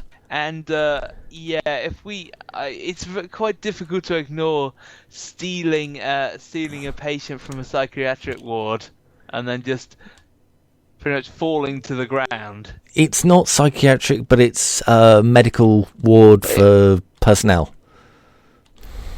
There was some kind of psychiatric problem, as I recall. Depression. Yeah, I remember. So it was some kind of psychiatric ward to a certain but extent. Here's the thing.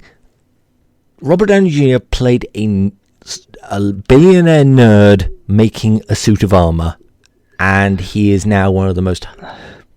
Basically, there is a meme that says how Robert Downey Jr. wins an argument. I'm Iron Man, you're not. And Yeah. That tells you how much a character that you shouldn't love can become loved.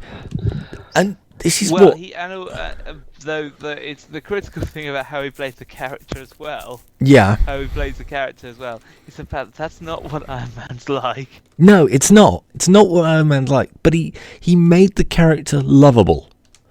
He is a lovable douche. No. It's what he did was he did a previous character previously. Yeah. And he did that, and they wanted to do that, but slightly different. And he did that, but slightly differently. Okay. There's a previous character that he played, which is very similar to Tony Stark. Can you remember it?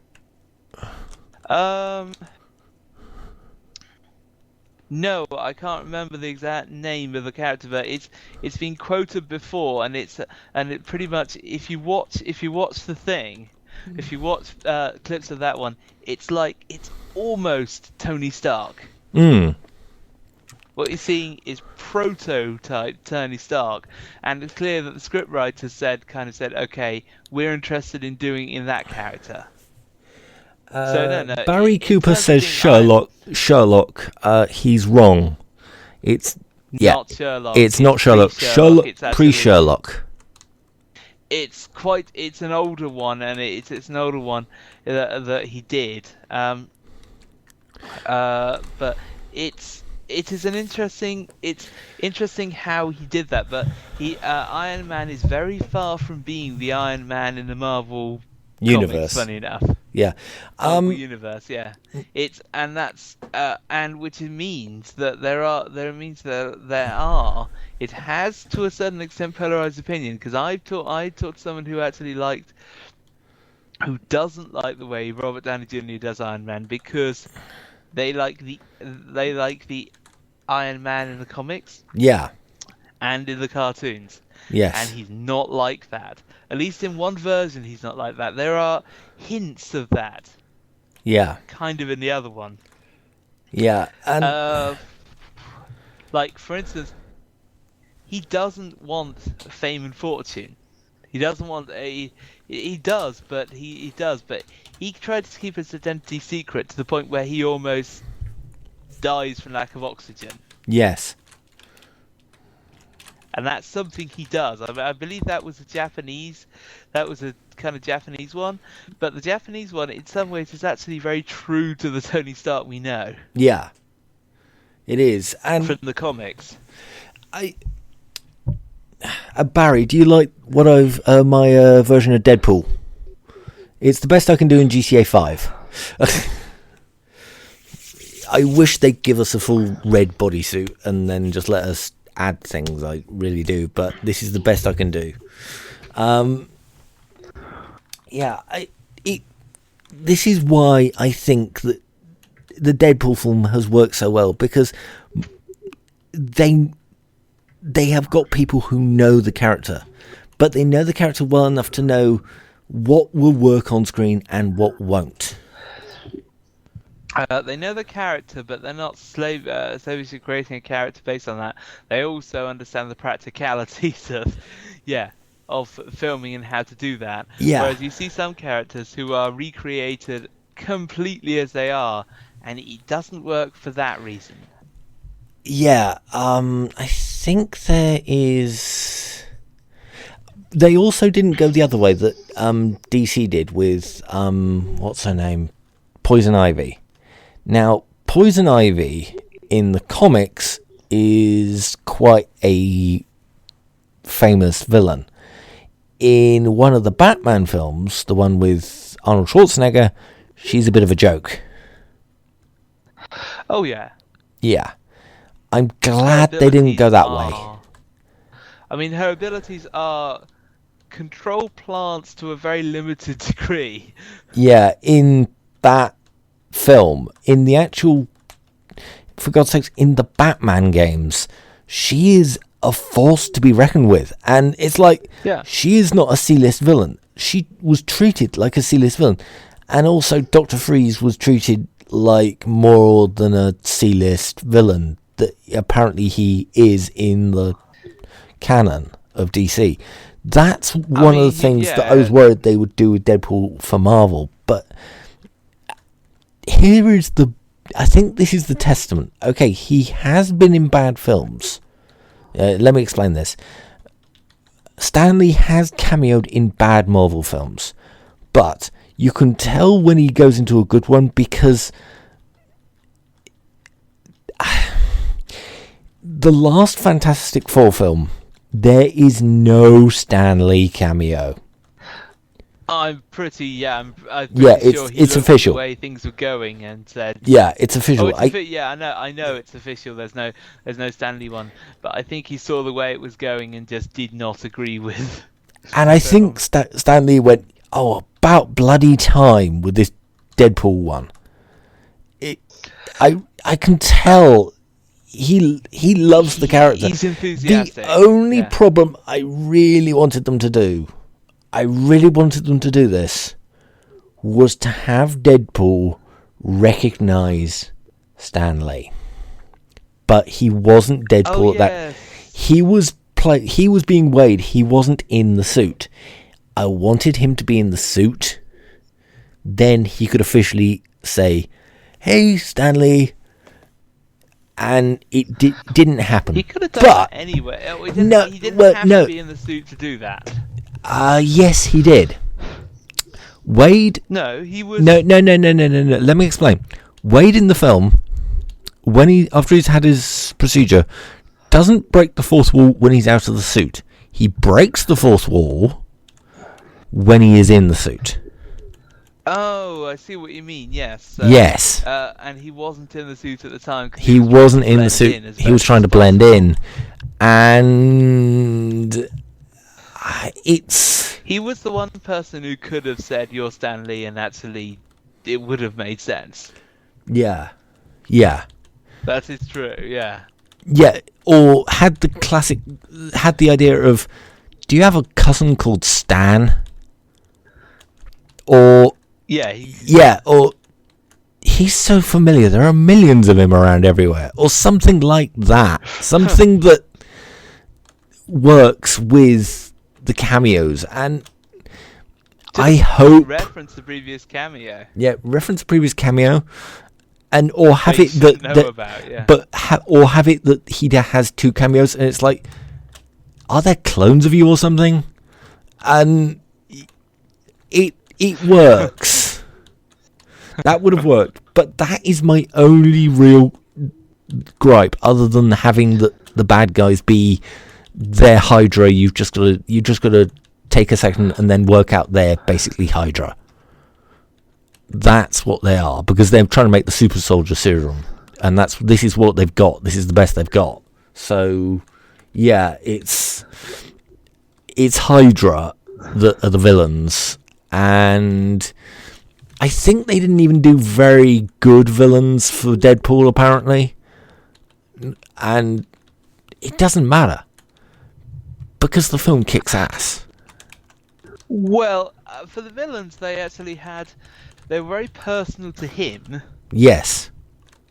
which was good. Yeah. Because Deadpool needs a reason to go after people. He does. He does. He's not, because with the lack of being the hero thing, it's a fact that saying there's something happening over there doesn't make Deadpool want to go over there. Yeah. That's Barry Colossus. Cooper, who's in the chat, I think he is one of my regulars. I just asked this question. Sorry. What did we think of Colossus in the Deadpool film? This version of Colossus. Yes. I think I very much like him. I think all the other versions of Colossus are going, oh, we didn't play it right, because Colossuses in the other films had no personality. They were just a brick wall. They actually portrayed a very kind of fortitude kind of character who just says, go deal with it and hits thing. But they don't have much depth. In the other ones. In the other ones, this Colossus has depth. Oh, by the way, I don't care what her age is. You can call me a paedophile if you want. I want to kiss and make love to Negasonic Teenage Warhead. So okay. And even with that hair. Did you also get the other reference with the name? Go and what was the reference? Okay. What was the attack that she did? No, I don't know where you're going with this. She had a thing where she could go kind of fast and then, generate energy and then dive in and blow up. Nope. Yeah. Well, yeah. She's got Sonic in the title. Oh no. Yeah, you're right. That power. Yeah. Yeah, you're right. And it's sort of... Yes, it's sort of like... And she was wearing black, so it sort of works. Yes. Yeah, and she... Let's talk about her for a second. Her acting was great. It wasn't, look at me. It was, I'm awesome and I know it. Yeah. And it was right. It was... She had the right kind of attitude for her powers. It was... She did. Yeah, Colossus is the protector and the defender who's just like, no, you should use it for good and all that stuff. And that fits with Colossus. Yeah, and here's one of the funniest scenes between Teenage Negasonic Warhead and Colossus. Deadpool isn't even in... They haven't even met... Colossus has, but it's not been shown that they haven't met Deadpool yet in the official timeline. So, when have you had breakfast? It's the most important meal of the day. And it's like, here, have a power bar. Gives her an energy bar. And she looks at it, it's just like, what the... And it's like, she looks at him as if he's a big father figure, but it's like, wow, for someone so powerful, you are a pansy. If you see what I mean. He actually really is, because you see what the person with the strength, what the villain, the villain does with the strength. Yeah. And things like going to a bar and pick somebody up and things like that. And you look at Colossus, and if you notice, he always does it to defend and to incapacitate. Yeah, and also one of the funniest things is that he, in the middle of one of the fights, the lady's bra basically uncouples, and basically he covers the tit, covers the breast so you don't see it. But it's like, okay, that is hilarious. And she says, "Oh, thank you, that's very sweet."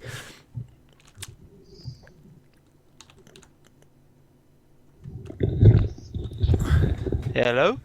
Yeah, I'm still here. Yep.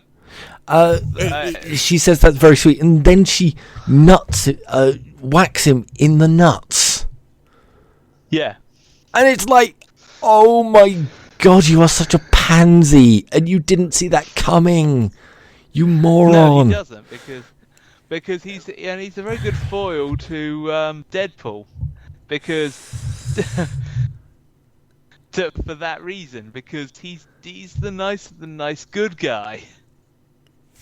Oh, and somebody said, love the Sinead O'Connor reference to Teenage Negasonic Warhead. I don't think I got that reference, but in this film... Oh, Sinead O'Connor, yeah, because she's kind of, yeah. Yeah, that doesn't actually matter.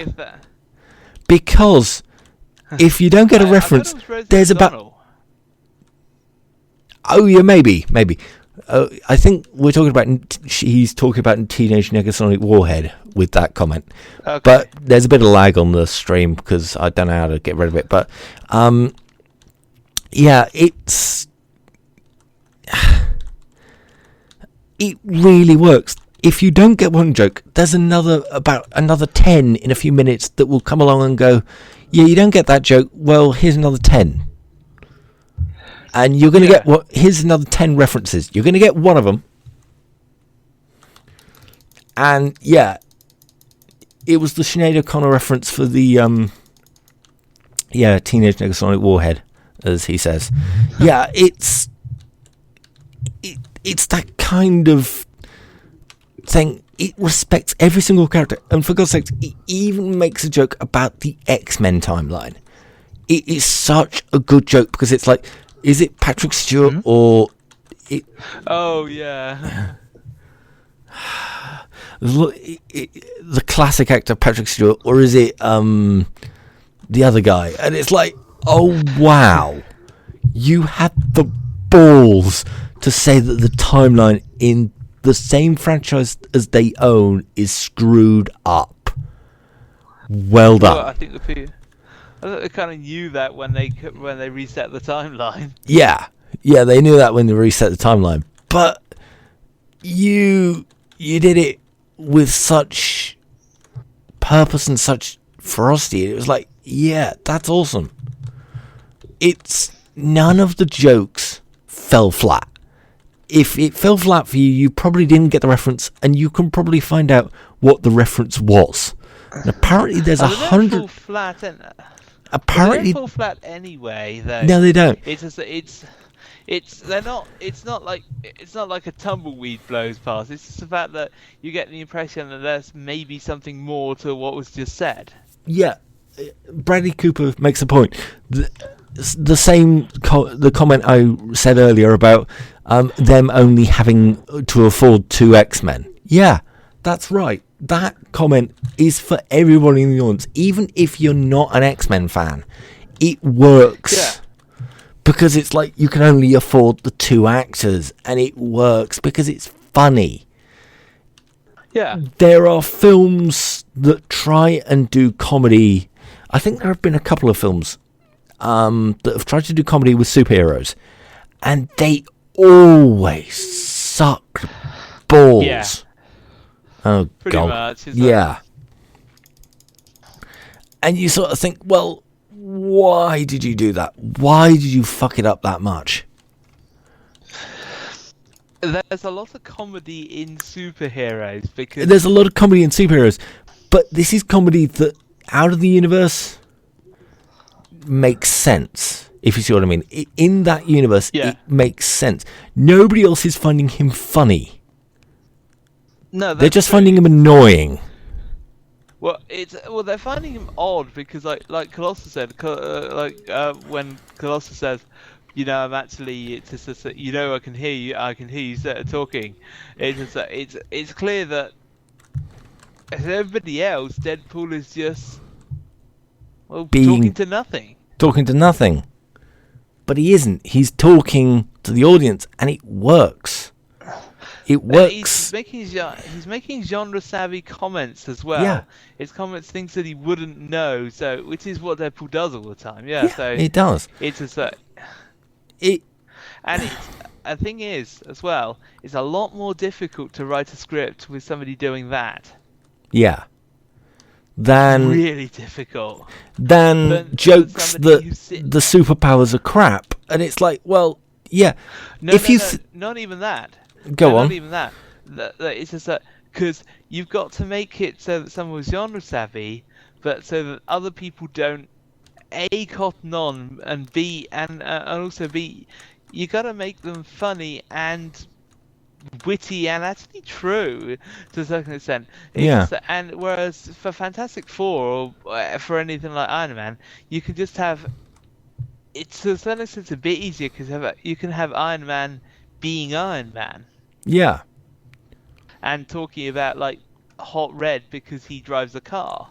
But when you actually have to consider not only what the other character's doing, but the history behind other stuff, and then you have to make it work. That's actually, to take that on as a challenge and do that a lot, which they did, that I think there was a lot of brain power that went into those bits. Yeah. And they should be proud of what they did, because it is one of the coolest goddamn things that they could have done. They could have cheaped out on it, and it would have annoyed the hell out of me. Cheaped out on the comedy, and they didn't. And they didn't even cheap out on anything. The music was right. The film production was right. It was all perfectly done. Go on. No, it is perfectly done. I can't see it. There is not a flaw I can see. I mean, and the villains are kind of one-dimensional. Yeah. But in terms of the fact that they're supplying people with more than just mutants with mind control collars. Yeah. I'd say they have depth to them, and clearly by the fact that it shows Deadpool, just going through in his opera, going through killing them. It's clearly there's a lot of things happening. Yes. Yeah, there are. And the thing with Deadpool with the guy trying to get off the ice. Right, the Zamboni joke. Yeah. Yeah, and it's like, in 5 minutes you'll be dead, and it's like takes a while. Takes a while, and it's like, no other film I think has the balls to do a joke that is so. It's because Wade Wilson is that insane that it works. Yeah. If he wasn't that... Oh, absolutely, yeah. The only other person who I could say could work with that joke would be the Joker, and it would be comical, but it would also be terrifying, because it's like, oh my God, you're doing that. But with Wade Wilson, it's like, yeah, you deserve it. If you see what I mean, if you think about it, it's like, if Wade Wilson's doing it to you, you fucked up. If Joker's doing it to you, you're probably a nice person, and you've also fucked up. And it's if you see what I mean, it just doesn't. Yeah. If you haven't seen this film and you trust me, just watch it. Just watch it. We haven't spoiled half the bits that were good. We haven't spoiled. Oh no, we an really. eighth. No, we really. Well, I would say that. It's there's enough plot there and everything that it's quite difficult to entirely to spoil a lot of it, because they do try and add various elements. Yeah. And the proto Deadpool suits. I love that when it's just like him working up to them. Yeah, and I think I've made a pretty good proto Deadpool suit. Oh, that's good. Yeah. Not to mention his sidekick, which is the crazy blind lady. Yeah, and also the bartender, the bar owner. Oh yeah, yeah, and that's an example of where, and that's an example I was going to say of where you've got the superheroics done well. Yeah. Because they threaten him in the bar, and then they're not invincible, and they back off. Yeah. And Leave the bartender alone. yeah. That's great. I think that you've got to have balls to do that. You really do. And one of the other things is they have a lovely line where it's like, I'd come with you, but I don't want to. Yeah. Yeah, and it's... Yeah, that is just great. That is just the line that, yeah, everyone was thinking it. You'd love to come with Deadpool, but in real life, you wouldn't want to. Yeah. Maybe for one thing, he's aware of the healing factor, but he's just like, look, also, I just don't want... It's just like... But he's going to be a casualty list, and he knows it. Yeah. It's just that he's in a bar full of badasses. Yeah. That's how we survived the last time. Yeah, and the good part of that the good part of Deadpool's character is that he isn't a dick about things like that. It's like he understands, and that's great. In some other films, it'd be like there are some films where it's like, you know, that if somebody doesn't do something, the other characters can call them a douche. Yeah. I can't particularly tell you a film where it's something like that, but you can tell pretty much any superheroics film where somebody could save somebody or do something, or just do something good. Yeah. And then just kind of halts, and at which point they say, well, what are you doing? You need to save him, because it's just that, well, if you let him die, then you're no better than he is. Yeah. And all that stuff. It's just that which Deadpool kind of completely noticed, like, a bang. Yeah. Oh yeah, and also I do like the fact that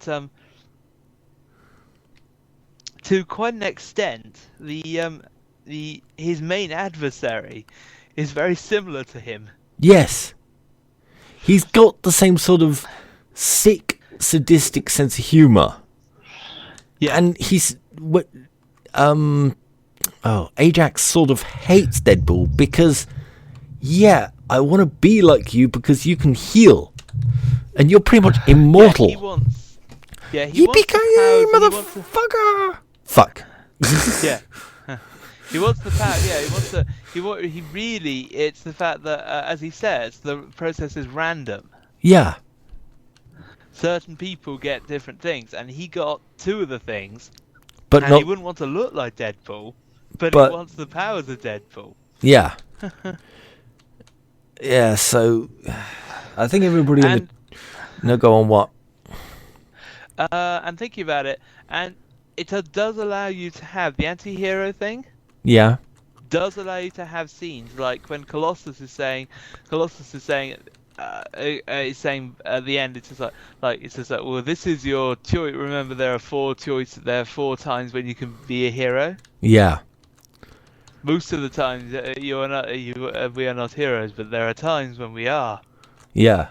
This is when one of them, Wade. When he's got the, and it's like, this is one of them. And but the thing is, the person who is who is potentially in danger of being killed. Yeah.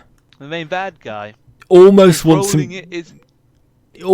get shot as well, because he's just like, oh my god, I can't believe this guy's so naive. It's just like, oh, whatever. Yeah. You can just see it on his face. It's just like whatever. And Deadpool, like, and you know what I mean, don't you, Deadpool? And Deadpool does. Yeah. And that's what you get when you get an anti-hero, because Colossus is, he's a nice guy hero. Yeah. And also I noticed something else there, which is also great. It's a Colossus' reaction to Deadpool just casually blowing the guy's brains out. He pukes up. He literally. Yeah, but he pukes. Yeah, he literally can't. He's just like, wow. And also he pukes up metal. Oh, I didn't catch that. It's silver, because he's metal form. Oh, of course. He's probably puking up mercury or something because it's a fluidic metal. Because he's a fluid. But it was just like, but it's the fact that he's and also the fact that he doesn't think that he's going to shoot him. No, he thinks Wade has got the. He thinks Wade that is a good guy. He is, but not that way. Or he's got the gist. Yeah, or he's got the gist. Or he's got the gist of what he's saying. It's just like, and this will be the time when it's like, no, you can come and join the X-Men. He just bang. Yeah. So yeah, I did like that. I did like the bit, and they're just like, and they're like, oh my god, it's just, and you're not sure what the Sonic cat, what she thinks, but you're kind of like, yeah, I'm pretty sure she's not quite as naive as Colossus is. No, but it's like this is one of the things that it's like there are 3 films I want people to make. The Black Widow movie that, frankly, it should have been made years ago. But this hasn't been made. The Hawkeye movie and the Teenage Negasonic movie. I don't know why, but I want them. And they should be awesome. It's like they are C-list. Well, yeah, I think they're C-list. Well, no, actually. Black Widow is not a C-list character, but Teenage Negasonic, I'm not sure if she's A-list. But oh my god, Teenage Negasonic, who owns Teenage Negasonic? I think it's Fox because she's an X-Men. So Fox owns the character, not Marvel. Well, Marvel owns the character, but Marvel Studios can't just go and do it, if you see what I mean. Yeah, that's kind of what I was thinking. It may be that it's actually a bit difficult legally to use a character like that. I think Fox is never going to let go of the X-Men franchise thanks to Deadpool. And actually, I think that's a good thing. Previously, I thought it was a bad thing because Wolverine couldn't be in the Avengers. But now I think there are going to be 2 Marvel franchises. Basically, the Marvel Cinematic Universe... Oh, what?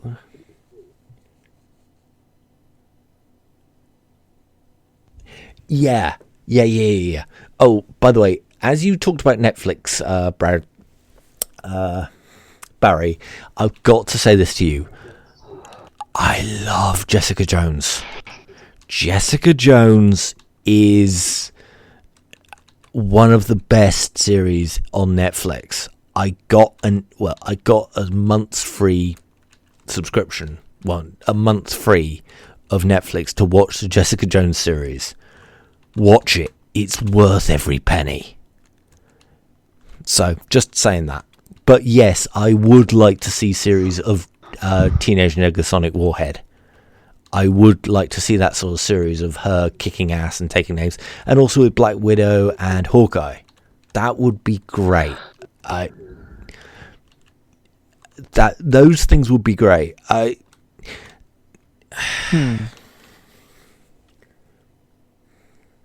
I do think, it's those. I would say though that those characters have been created for Deadpool, and will be owned by Fox, and I think they'd be very reluctant to let them go. So it's very much a case of, is Marvel prepared to pay Fox to use them? Yeah, well, is Netflix, if they want to do a Netflix, I think they would be, because I'd watch it. I'd watch the hell out of it. And Marvel owns Black Widow and Hawkeye, so they could just do it. Oh, they could do that, but no. In terms of, I'm more meant in terms of the characters that's been created. Certainly for Daredevil. I mean, because they actually. No, Marvel owns Daredevil. Not Daredevil. I mean, for Deadpool. I mean, could they actually use that version of Colossus without asking Fox? Is that how it works? And if that's the case, then I don't think they. Of how much? Well, I think Fox would ask for. Well, he's he's not a big character. Well, he is I can't really describe how much of a big character he is, because he is a big character, if you see what I mean. Its importance, I would say he has lesser importance in the X-Men, but it's a case of they might pause before doing that simply for that reason. Yeah. And also having to check stuff with Fox before doing it. Yeah. Simply because Fox might have an interest in their character being portrayed what they consider to be correctly. It's not their character. It's they own the rights to it, so they can't. But Marvel owns the character. They could just lease it out from Fox. Yeah, that's what I mean. So they own they have to ask another company before. Yeah.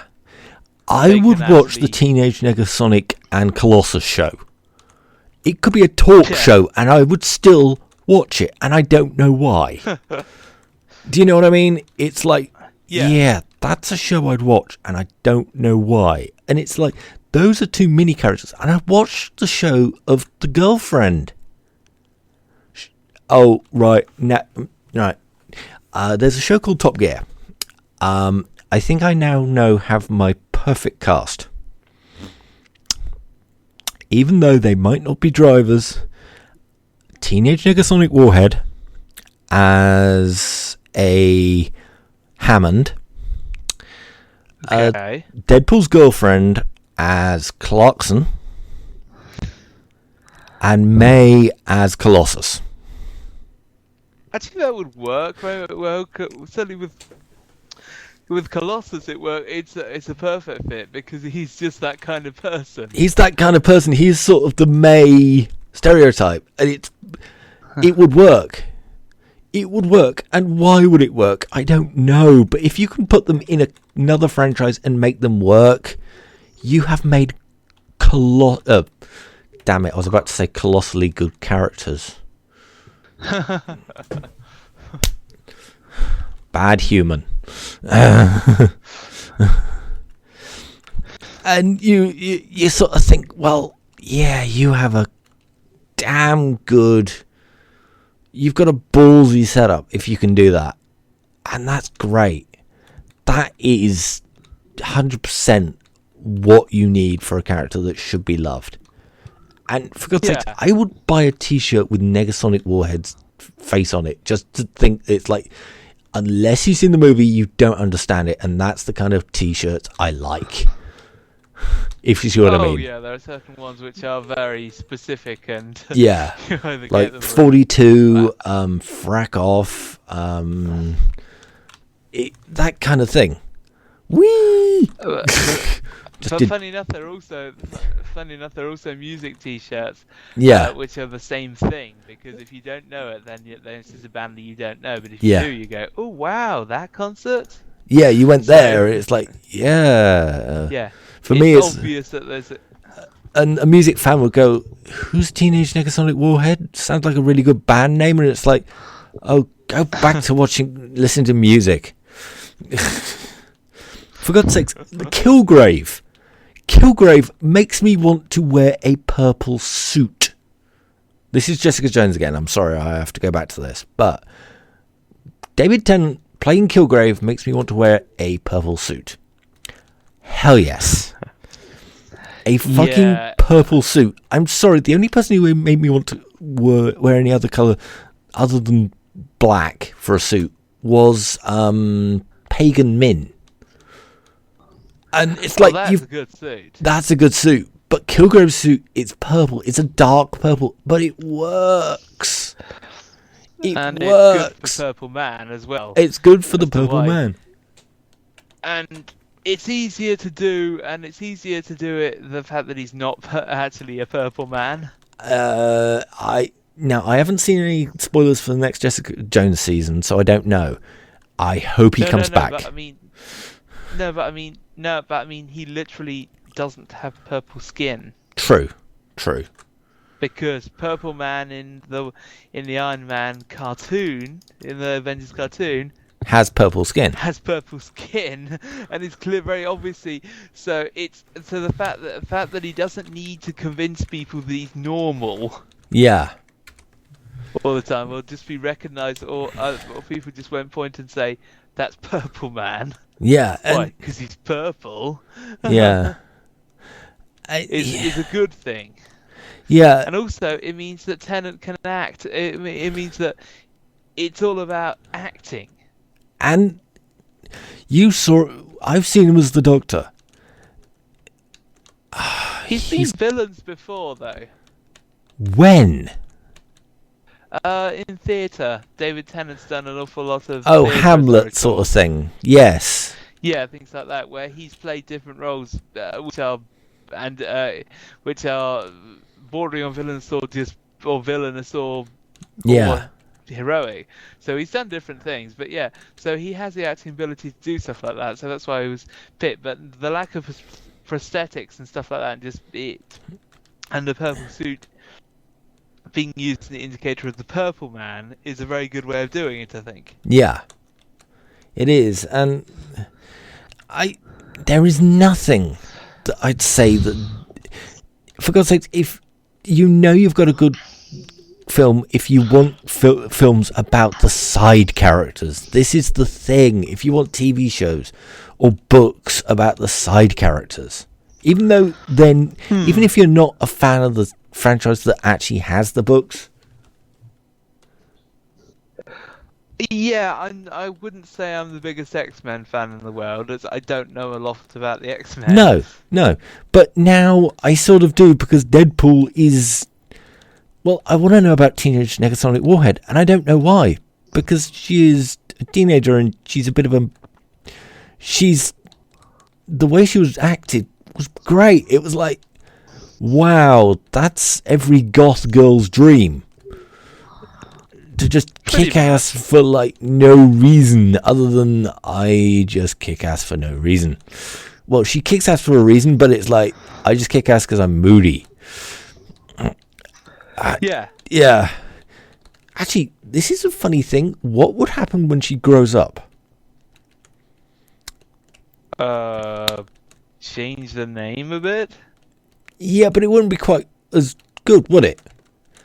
Middle-aged Megasonic Warhead. No, it wouldn't work. She could change it to Tenacious. Tenacious Negasonic Warhead. Maybe. Oh, yeah, and yes, you are quite right, Barry. David Tennant was in a remake of Fright Night. I never saw it. I've never seen it, so... Fright Night? Yeah, I think I've seen Fright Night 2. Funny enough. It's not Fright Night, but I know what he means. There was a classic film series that he was in, David Tennant was in, so yeah. Okay. It was a remake, Fright Night. Yeah, I think he's right, the Fright Night remake. I think I've only seen Fright Night 2. Ah. There is a remake. Which doesn't star David Tennant. No. So, hey, you've got to admit that I give props to everyone. I think we've got to call it time now. Because it's been like 2.5 hours of us talking about this. But so. Basically, final thoughts for you. And my final also, thoughts, no. Give me a sec. And out of 10, how much? Okay. My final thoughts are, it's a film that does Deadpool as it should be done. Yeah. And I can't think of a flaw. I mean, even the villains aren't one-sided. No, I quite agree. They're not stupid either. No, they're not. And I'd say 10 out of 10 because it does precisely what it should do. Yeah, okay. I've got to put this in. I've got to say this. We saw it about 3 hours ago. So this is right from the... almost right from the cinema. So we might change our mind. But I doubt it. Yes. For me, I personally doubt it. I don't know about you. You might think that was not right, but I doubt that I'm going to change my mind on this at all. I can't think. I actually can't. It's one of the things where you have a really good feeling about a film. Yeah. And I do, and I can't. And there's nothing that I think. Okay. It's actually. I think it is just a very good film. It is. It is a very good film, and the more money it makes, the better. It's going to help so many people. It's going to help I think that the Marvel Cinematic Universe was sort of starting to look a little bit childish. Do you know what I mean? I don't think it looked childish. Well, in some people's eyes, it might have been. I'm not really sure how. Yeah, okay, I see what you mean, but They killed Quicksilver. Oh yeah, true. But I mean, they had a character who was there, and they had him shot to death. Yeah. And didn't bring him back. Yeah, being the key thing. Well, sorry, I just got lost in GTA. That's something that rarely happens. Where the fuck am I supposed to be going? I'd say in terms of being childish, I'd say it's just the opposite. They prove that if they want to kill a character or have something that's brutal, they will do that. Yeah. Like, Quicksilver is one of the characters there, and they just said, no, he's gone. Ooh, that's the combat MG. God, I'm going to have to buy that, aren't I? So how much is that? That's cheap. Okay. Sorry, just a combat machine gun. Minigun. Ah, right. No, it isn't a minigun. It's the combat... LMG, light machine gun. Not a minigun. Yeah. Yeah, so 10 out of 10... Sorry, what were your thoughts? It does exactly what I thought it would do. Yeah. And it's as far as I can tell, it's just a very good film. There's no negative where you go, oh, that's really silly. I have reservations about one part. Yeah.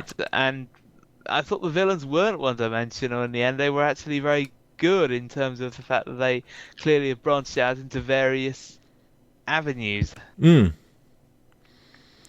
Yeah, and that's great. That really is great. I love... For me, I quite agree with you, 10 out of 10. There is nothing that is even close. The only thing I'd say that comes close to it on the 10 scale is Kingsman. Because Kingsman had the balls to do things. If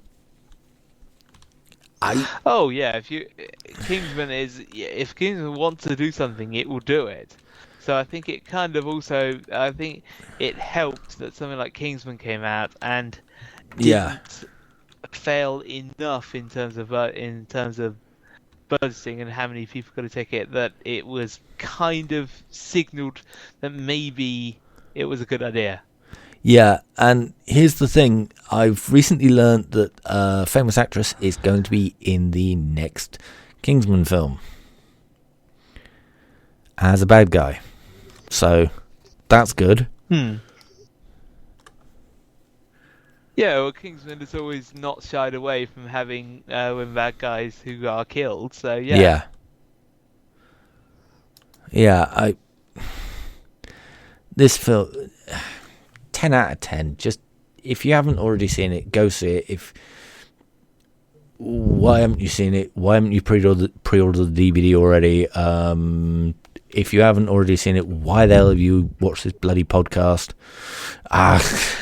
Well, yes, we when we say spoiler heavy, we mean spoiler heavy, and it's but it's and there's a lot that we haven't covered. It's just that I imagine there's a lot that you go, oh, I didn't want to know that. So yeah. Yeah. Okay. Thanks Probably really good idea to not it's a bit at the very end of the one, but if you haven't really seen it, then try and and you think, oh, I don't want to do that, then I guess try and forget it. I'll and then watch it after you've seen it, and then yeah, trust me, it's going to be difficult. It's difficult to forget once you've actually seen like a YouTube trailer or something, or like a description. Then you're just like, I keep remembering. Yeah. Now, hang on. I've just got to do something for somebody in the chat because they want a link, name of somebody.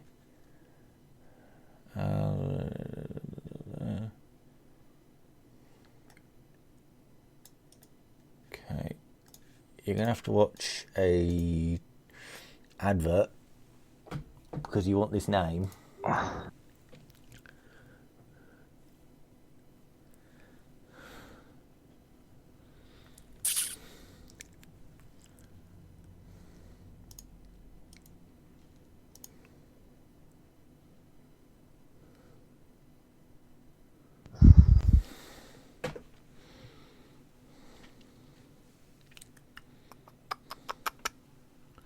Yeah, so I really do think that. Got it? Yeah, I got the name. I'm just waiting for the advert to end. I really think this film is great. I love it. It does what it. Yeah. It does exactly what it says on the tin. Yeah. Funny enough, what it does is precisely what Star Wars didn't do. Ugh. It feels like a Deadpool movie. It feels right, and there's nothing like that. Whereas the Star Wars one, it's a good average movie, but it's not. It's not action sci-fi, but it's not Star Wars, and that it doesn't feel Star Wars. Whereas Deadpool movie feels like a Deadpool movie, and that's quite all right, Barry. The reason why I haven't told everyone who the Kingswoman actress is because I don't think, and if you don't want to know anything about the next Kingsman film, I wasn't going to spoil it. So, probably a good idea. Yeah, probably a good idea. So, okay, thanks for watching. Hope you enjoyed this. For the people who came live, thank you very much. Thank you for staying up for me with this, Rob. It's great. No problem. Yeah, it was a great film. Thanks for you didn't need to persuade me to watch the film, but thanks for coming along anyway. No problem. Okay. Talk to you later, guys. Yep. Hang on. Bye. No, yeah, bye. But I've got to find the mouse. See ya.